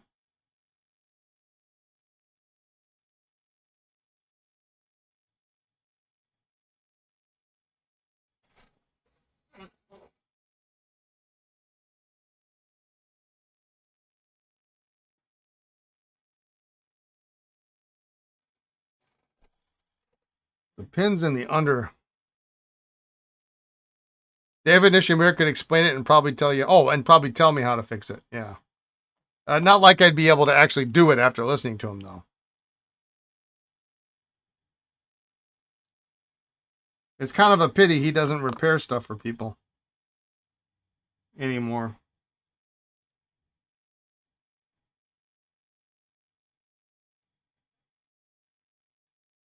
Is there a channel on the inside of the outer barrel? Yeah, that's what I was looking for, but I don't see anything.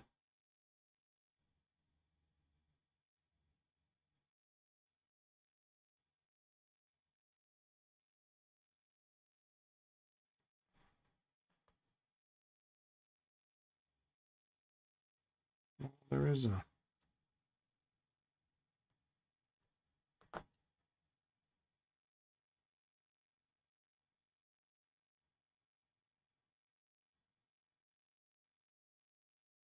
Okay, so this part So the ring is actually shaped like a C.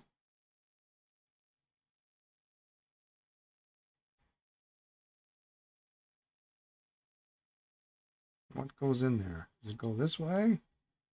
With this pin on the side?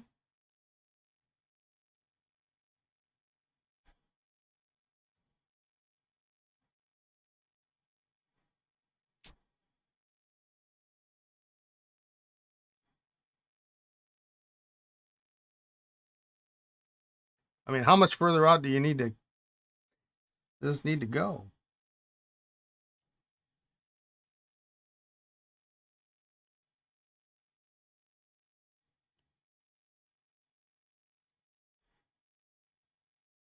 I wonder if it isn't missing an extra. Yeah, it looked like a project you didn't need to attempt. It's so you quite geniusly, I will add, uh, suckered me into buying this. Should there not be an extra ring here, though?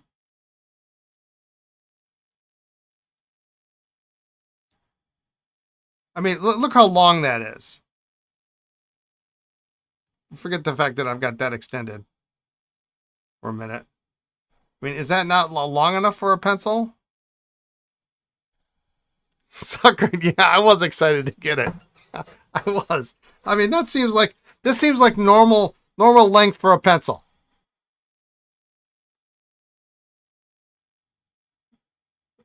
Which still wonders, why is it engraved all the way back here? And that pin doesn't move. It doesn't look like it's designed to move.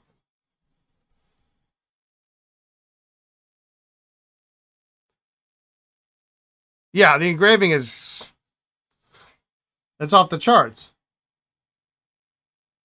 The flowers in the middle here. I'm shocked it doesn't have somebody's name on it.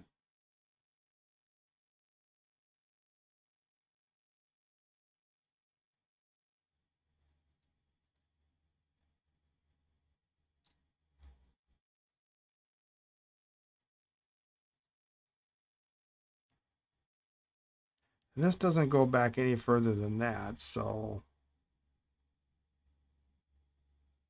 yeah, that's about it. That's all we know. I'm gonna put that in the take to Baltimore pile. I do love it. Don't get me wrong.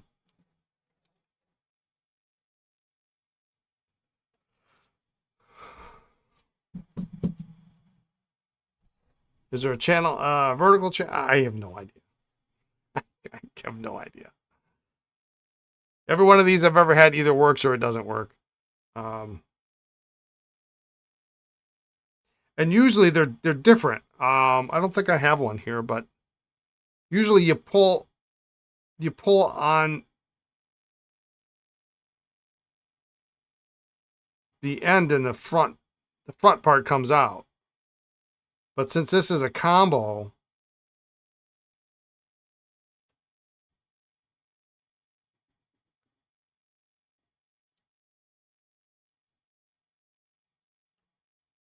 there's nothing here to.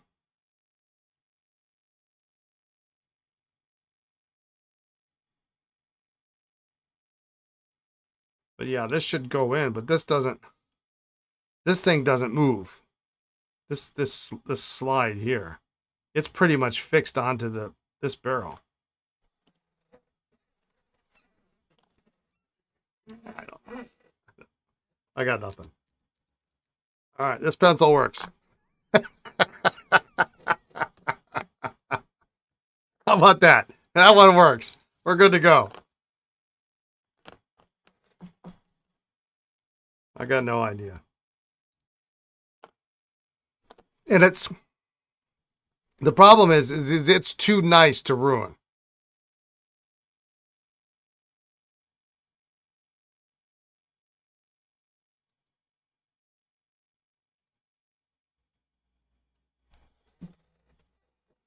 I get it fixed. I'll figure it out.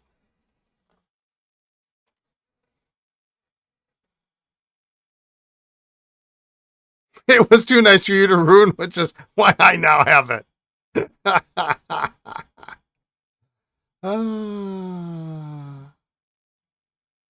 That's good stuff right there.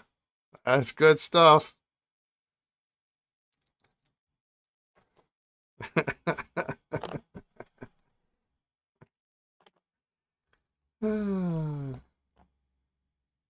I love trading pens between friends. Sometimes it's really the best thing ever. Because neither of you wants to screw it up. So you pass it off to the other one. All right. We got a bunch of arrows here. We got to take a look at them.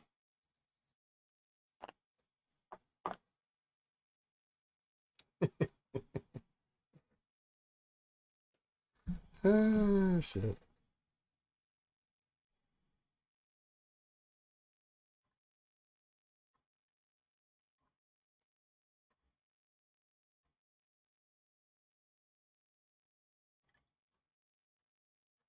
Boy, that sack is hard.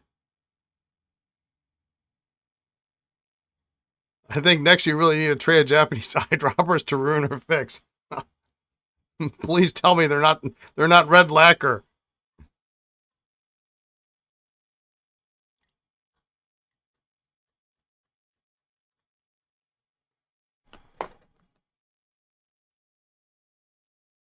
I got some here. Hey, I'm gonna send you a. Actually, it's funny you mention that. It's funny you mention that because I found a tray of Japanese pens underneath my nightstand.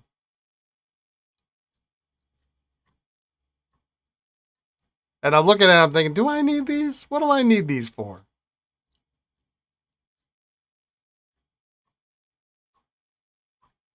I don't remember if they're all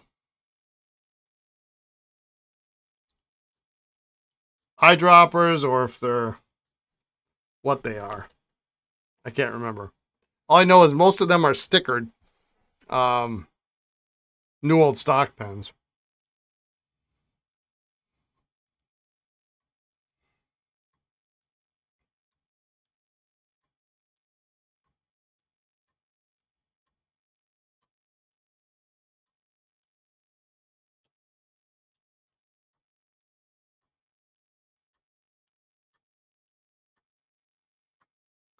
Something's not right with this guy. You tried opening one with no luck. You were not in the right mental state for it. I mean, I think you gotta be. There's two things you gotta have. You gotta be ready for it. One, you gotta be ready to ruin it. And two, you gotta be ready for complete and utter frustration.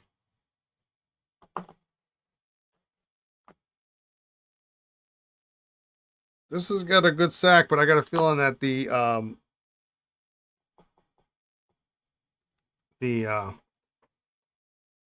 excuse me. The breather tube is shot on that one.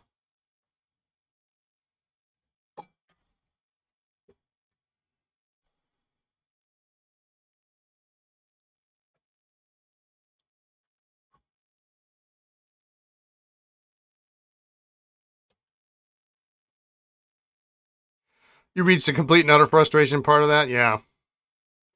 And it's usually like right next to complete and utter ruin.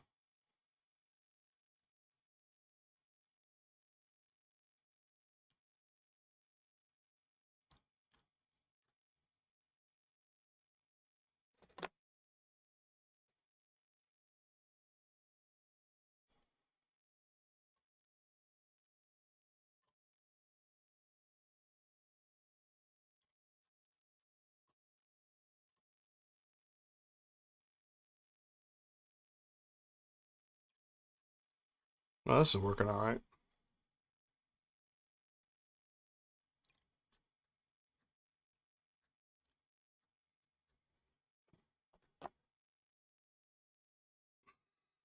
This poor thing here, look at this.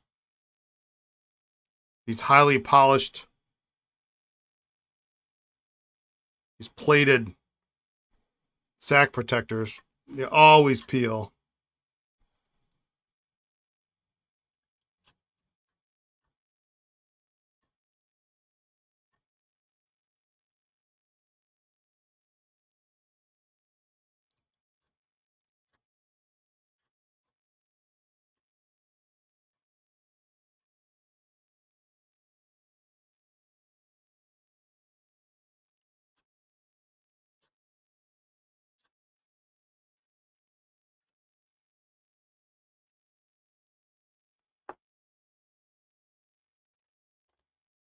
And my all-time favorite pen of all time, the Parker 21.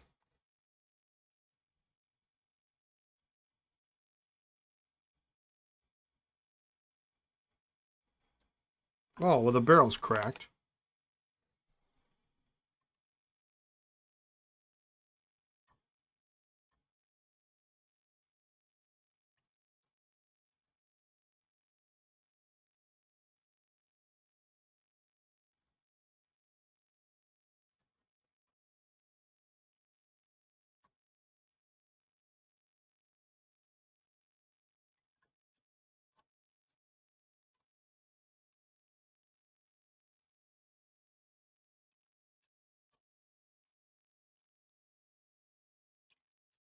Feels like a champ.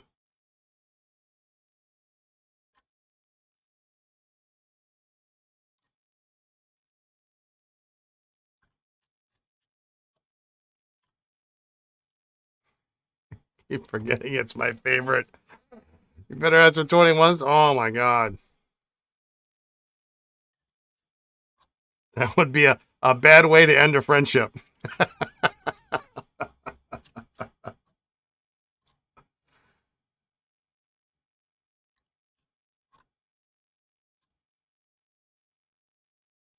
Either that or I'm bringing more magazines. You let me know. Let me know who wants what less.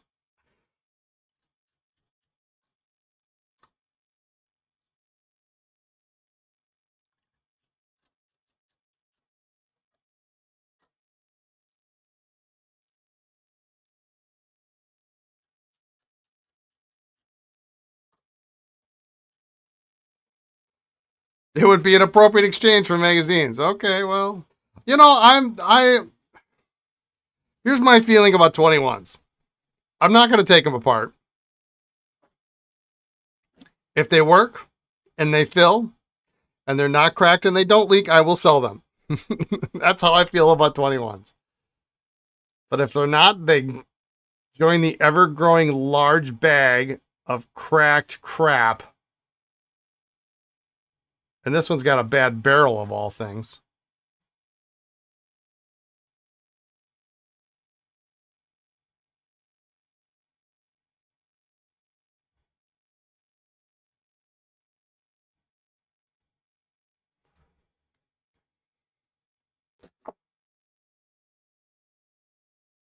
Yeah, if they work, they're decent writers. They're not bad. I just don't like the possibility of, selling something and then you look at it wrong and it cracks. Let me see if I got a barrel for this, because if I have a barrel for this, this actually is probably... They're just fine to use, but they're never in good enough shape to use. Yeah, I know, right?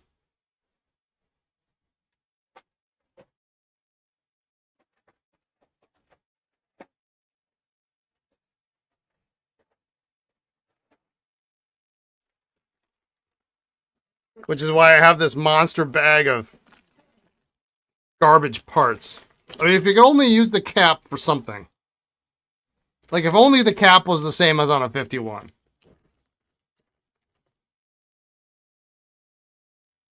Well, here's a blue one. Oh, look at that.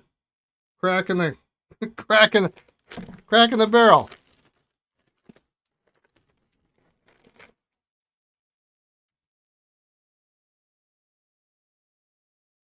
Here's another one. Crack in the barrel.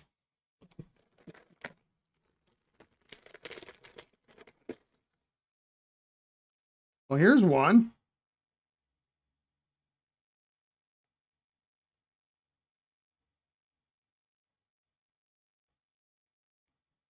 Barrel's garbage, though. Holy cow. Got to be a better option than that.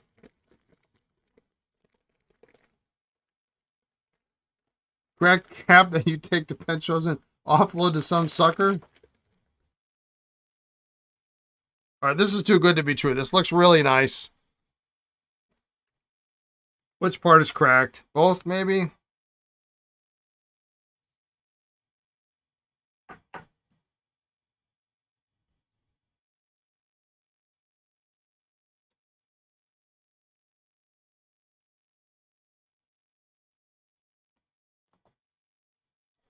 Is it the right threading? Holy smokes.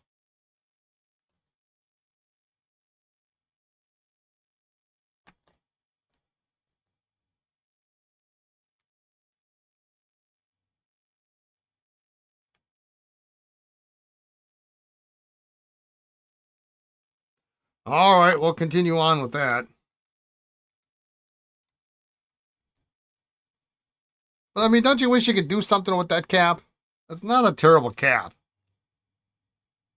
Metal jewel, so there's none of that, nonsense going on with the.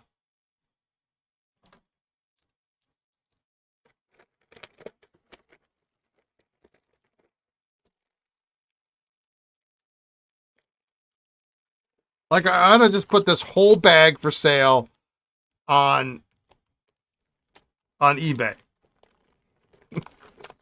Just make it go away. There's a pencil in here. What's a pencil doing in here? Oh, this pencil doesn't work. But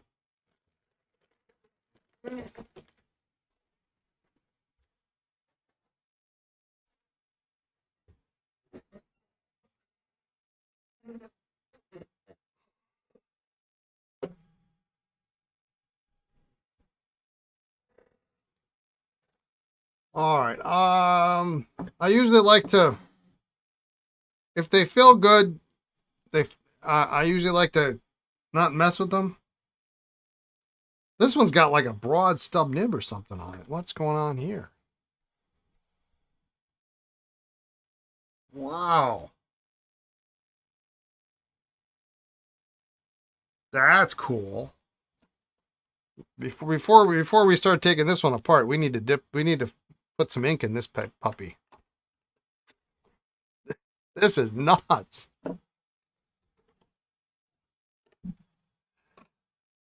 Hey, and the only successful 21 restoration we've ever had is in the chat. Greyhound, you're grateful for the parts for your 21. Use it ever so carefully today. Yeah. Yeah, it sounds familiar, doesn't it? I can't believe I mean, I'm a little surprised I actually had one.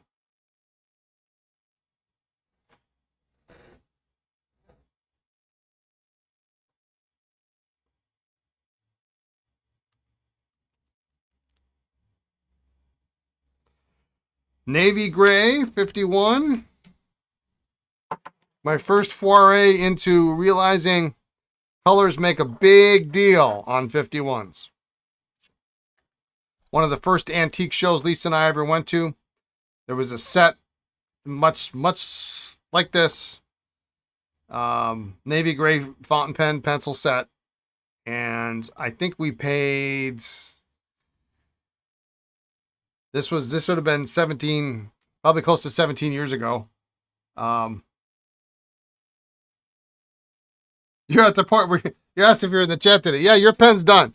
Your pen is done. Let's see. Where's the writing sample?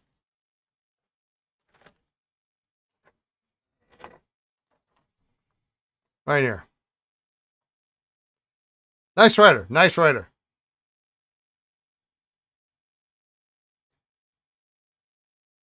So, I'll shoot you an email later today or tomorrow, and we'll get that home to you. This nib looks great.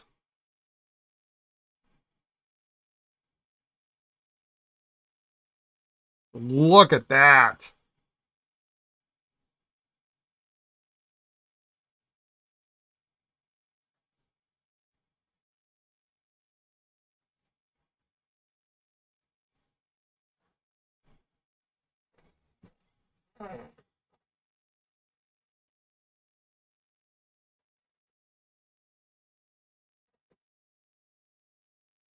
Yeah, time we figured it out in a dream.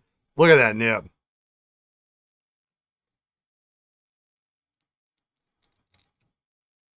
You don't see that every day. That might be, yeah. I mean, it's probably, I'm probably better off taking this nib and putting it in something else. But then again, how do you sell a navy gray? You put a broad nib in it, you know, or put it in the black or something. Um,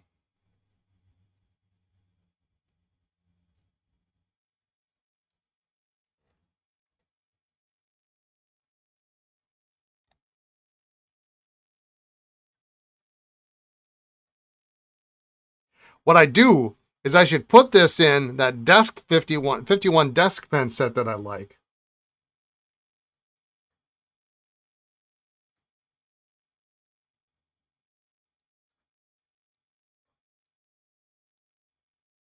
That's what I got to do.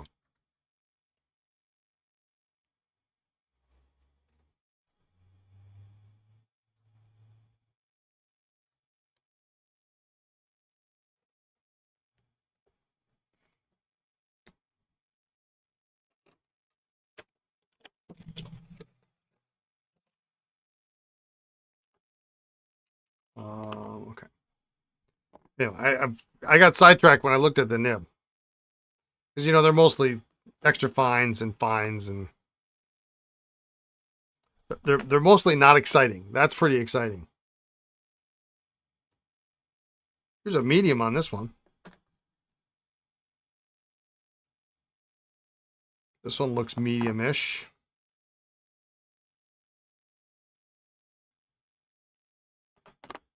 We're gonna take that off. All right. I'm gonna go for a few more minutes here. I got a client coming in.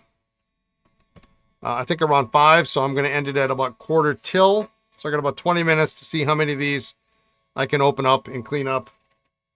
Well, I think we're just gonna open them up, and I think that's what it's gonna end today.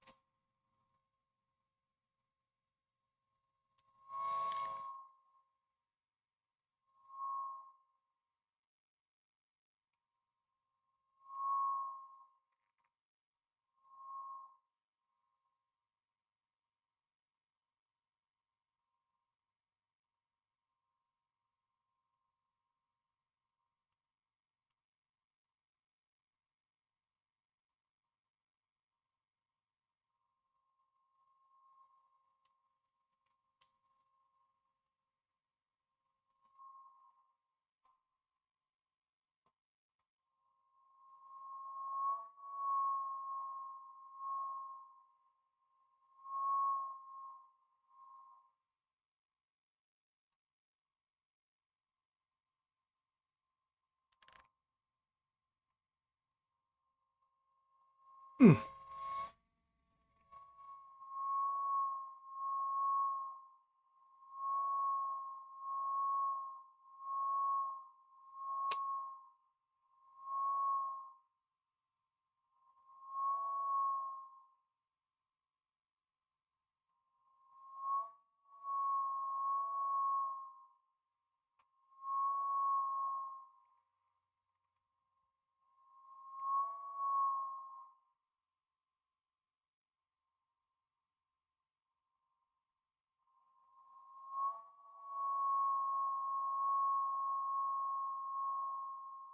Good news I heard from Bert Olzer today.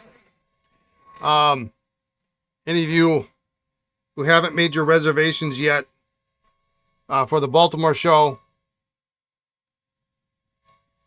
the hotel block is sold out. And but if you get a I think you have to get a cancelable reservation. He can he can get you the hotel rate. So I think if you call up and you get the rate is like 181 or 185 a night, he can get that change for you as long as you get something that's cancelable. So like they offered me one at this one's tough because this actually spins. It's loose, so I can't get any grip. We're gonna hang on to that. So yeah, so like they offered me one at 145 a night, which isn't that much more than 139, which is the hotel, the block rate.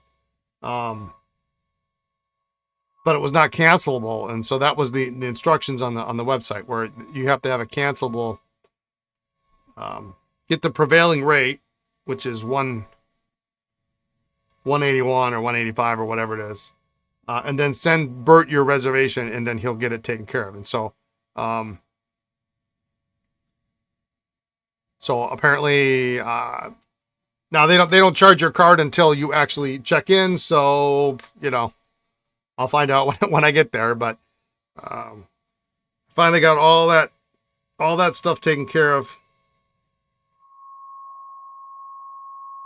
yesterday. Hotel, pass. I still got a month to go. I got people emailing me, when are you going to be there?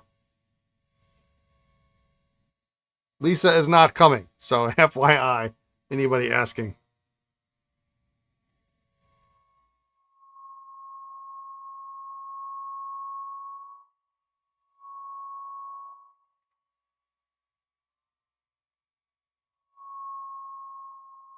Yeah, the heavy desk space is the one I was talking about on that 51.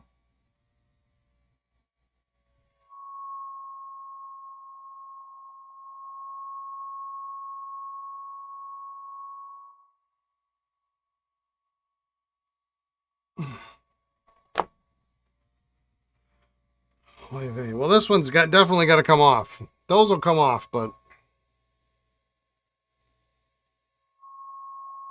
so I'm only going to be looking at desk sets this show. Yeah.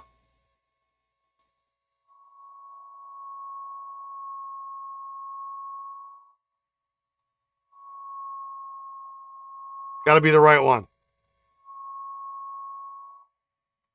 My desk set sales have tapered off, so I can't keep adding to the list.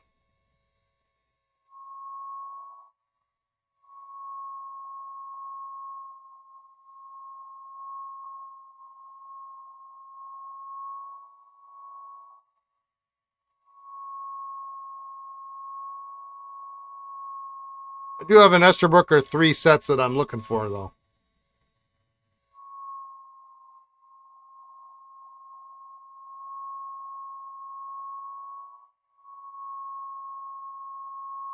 Yeah, I'm trying to sell plastic baggies full of Parker 21s with detached cracked barrels. Yeah.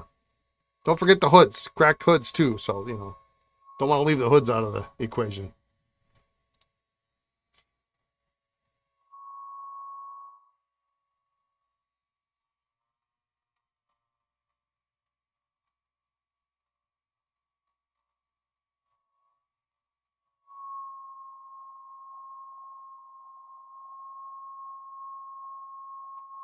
You just want one genuinely interesting pen in Baltimore? I bet you'll find one.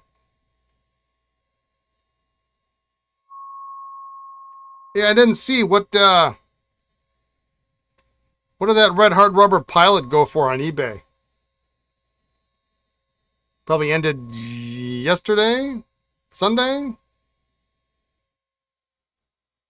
Am I interested in a 5-piece Esterbrook Dipless desk set? 5-piece? What are we talking about?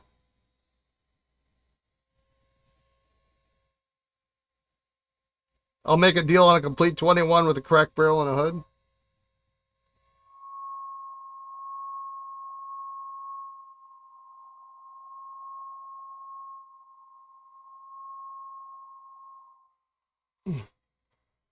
Five-piece Esterbrook dip. Yeah. What pieces? They didn't actually make a set like that. You'll send me a link. Okay. 729 on the Pilot. Okay. I thought I had saved it, but I didn't. Because I knew there was no way I was going to be a player in that game. That actually doesn't sound too bad. I think he said there was a crack in the nib or something, but...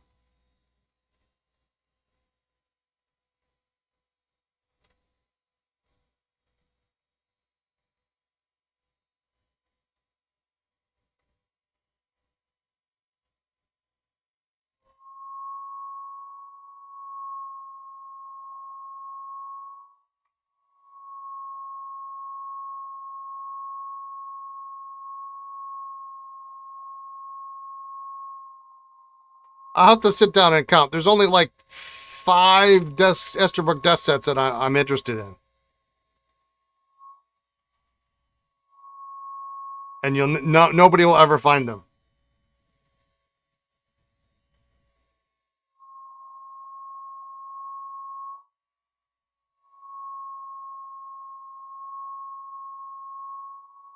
Actually, that's not true. There's more than that.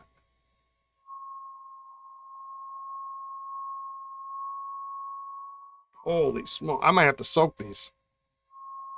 There's actually a whole page in like the 19... It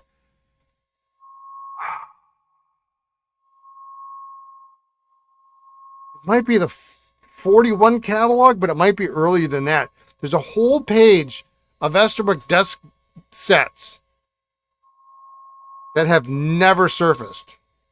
The whole page. There's not a single one I have ever seen in person on eBay, heard anybody talk about, ever.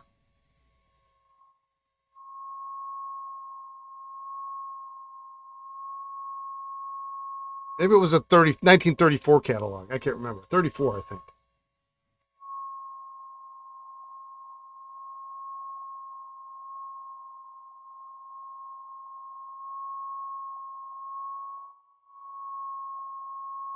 I'm guessing probably the problem is that on some of those, and this is speculation, obviously, because I never had one,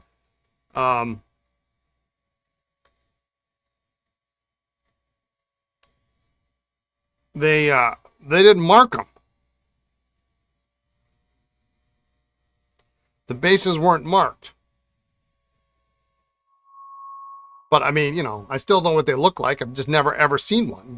Whether it's marked or not, I've never ever seen one. You'd think they'd come up. And they're actual desk pens, not dipless. Dipless were always marked.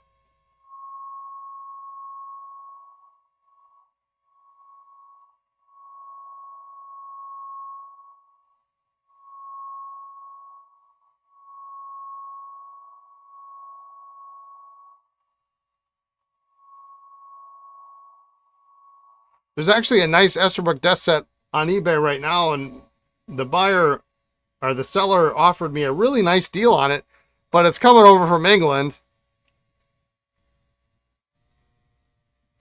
and it's going to cost twice as much to ship as it is to buy the damn thing. Oh,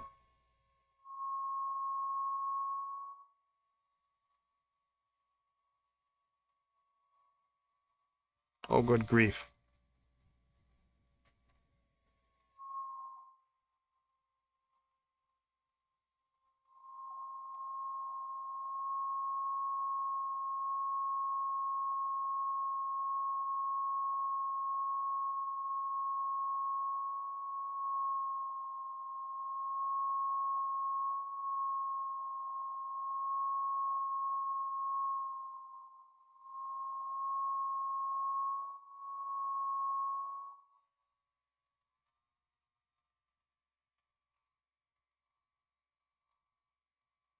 There we go. Come on. It's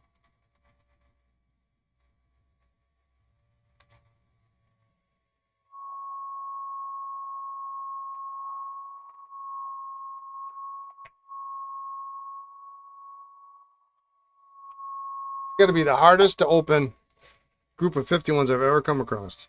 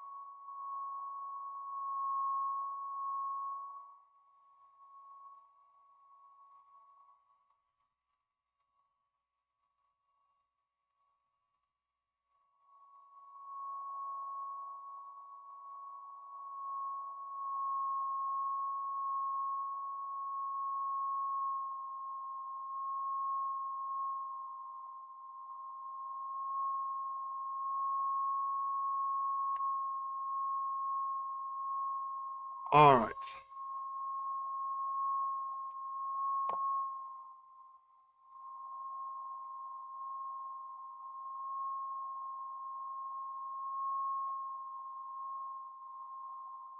Okay, that one came off.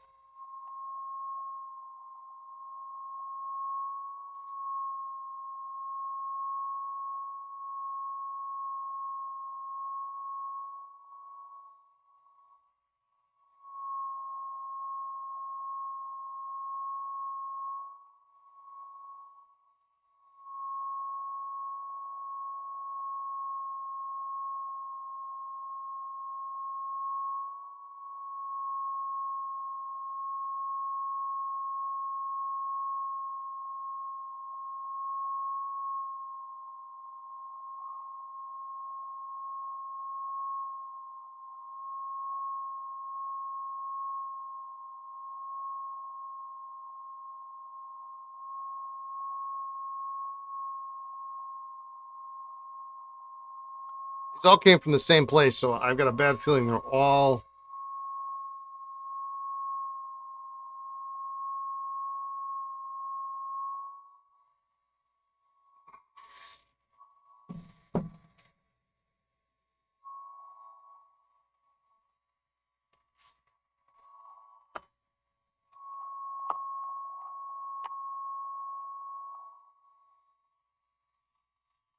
And I'd like to be able to take the hoods off and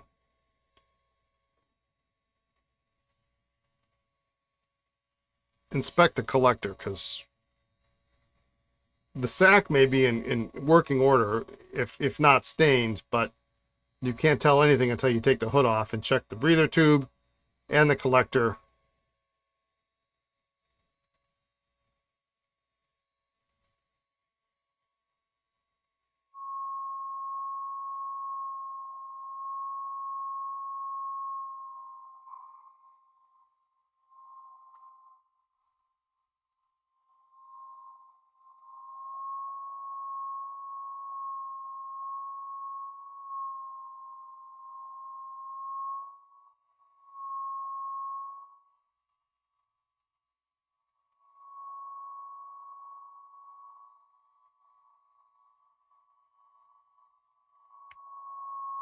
There we go.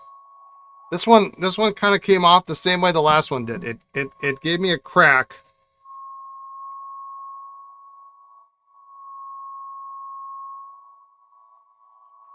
Sound just like the blue one did.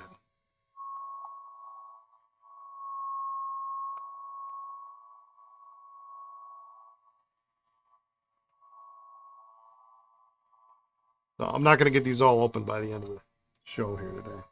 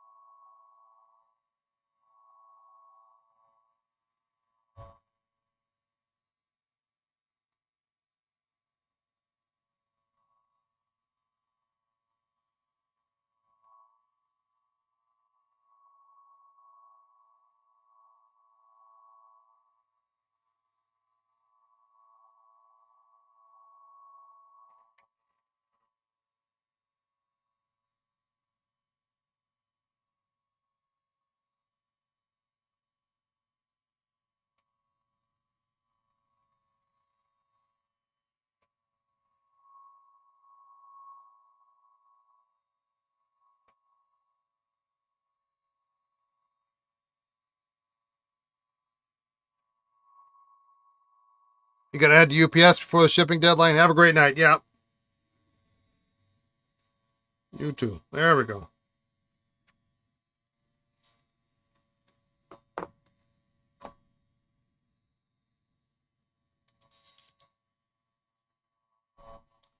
I didn't use this wrench before. It's not the right threading for some of these.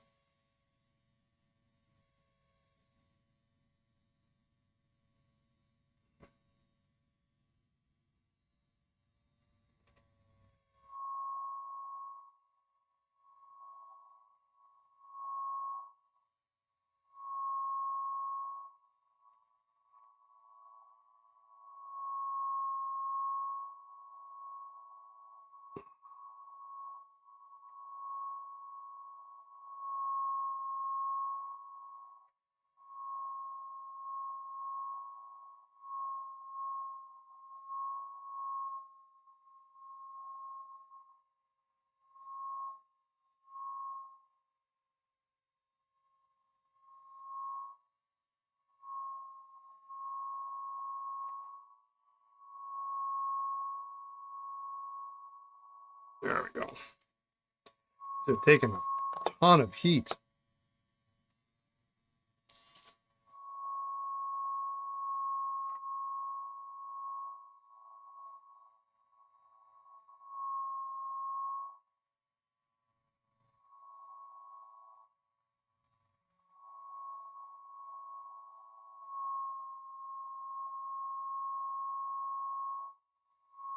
Thankfully, 51 can take a lot of heat.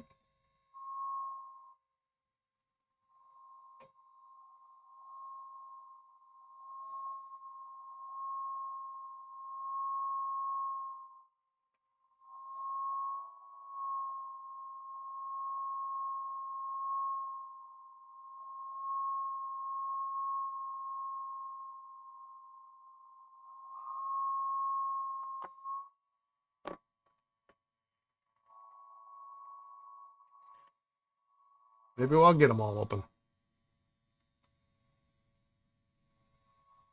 Might not be Esterbrook. I was going on a look at the base, sent you information. Okay, I'll take a look at it.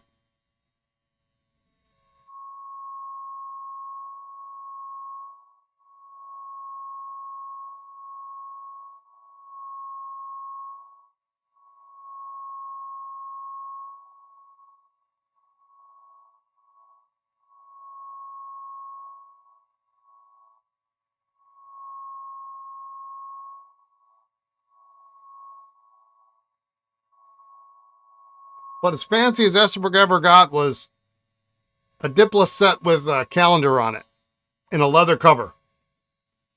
And those are typically UK variants.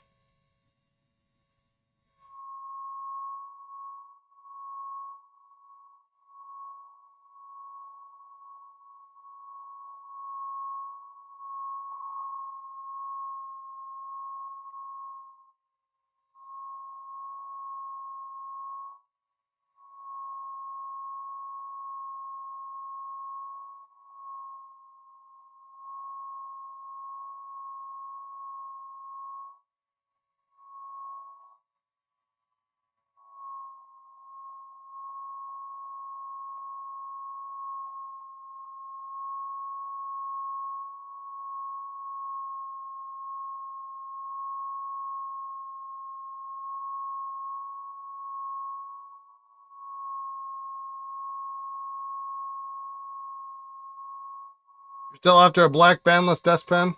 You'll find one.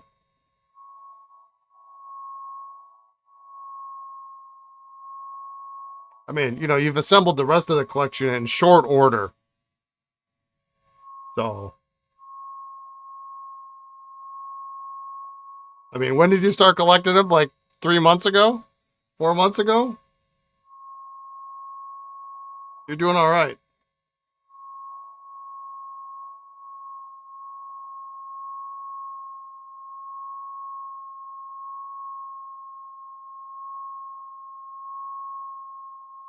Now, are you just collecting the lever fill desk pens, or are you going to do the pocket pens in all 3 sizes, and the dipless pens and the dipless universals and the pre-universals? Actually, I don't think there's any pre-universals. The universals and later.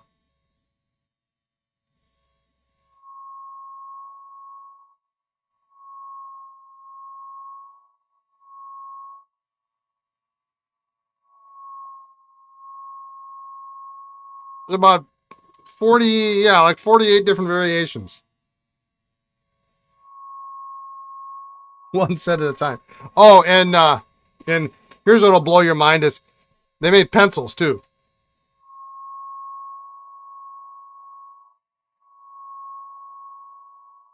If you want a real challenge, find all 6 pencils. All 6 colors.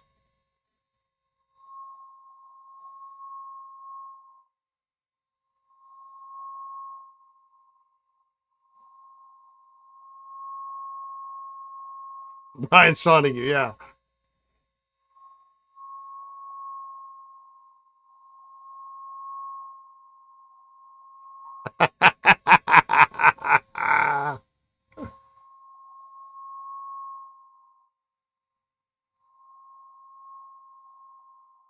an exciting day when you find a pencil.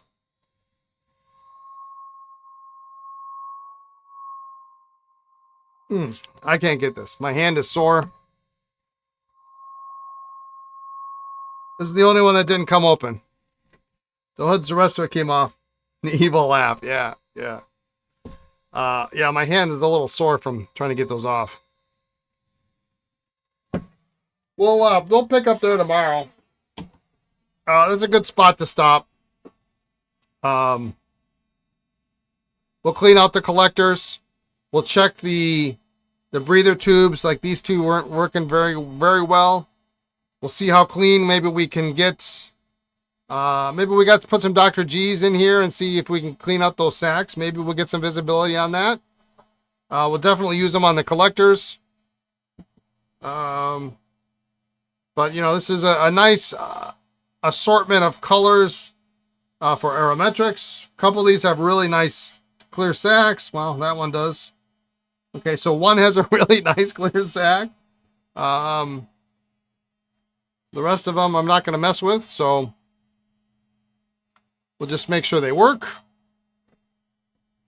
And that's where we're going to leave it. So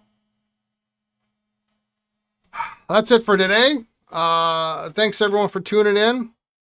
A couple folks said I was working on your pens. I'll shoot you an email. It might be tonight. It might be tomorrow afternoon. So the next day or two, I'll get in touch with you on your stuff. I'd like to do it sooner than later, so hopefully tonight. But I do have a client coming in shortly, so I don't know. Who knows what's going to happen. So anyway. That's it for today. Thanks for joining. Have a good evening, good afternoon, good morning, wherever you are in the world. Be kind, be well, and we'll catch you tomorrow. All right. Take care, everyone. Bye now.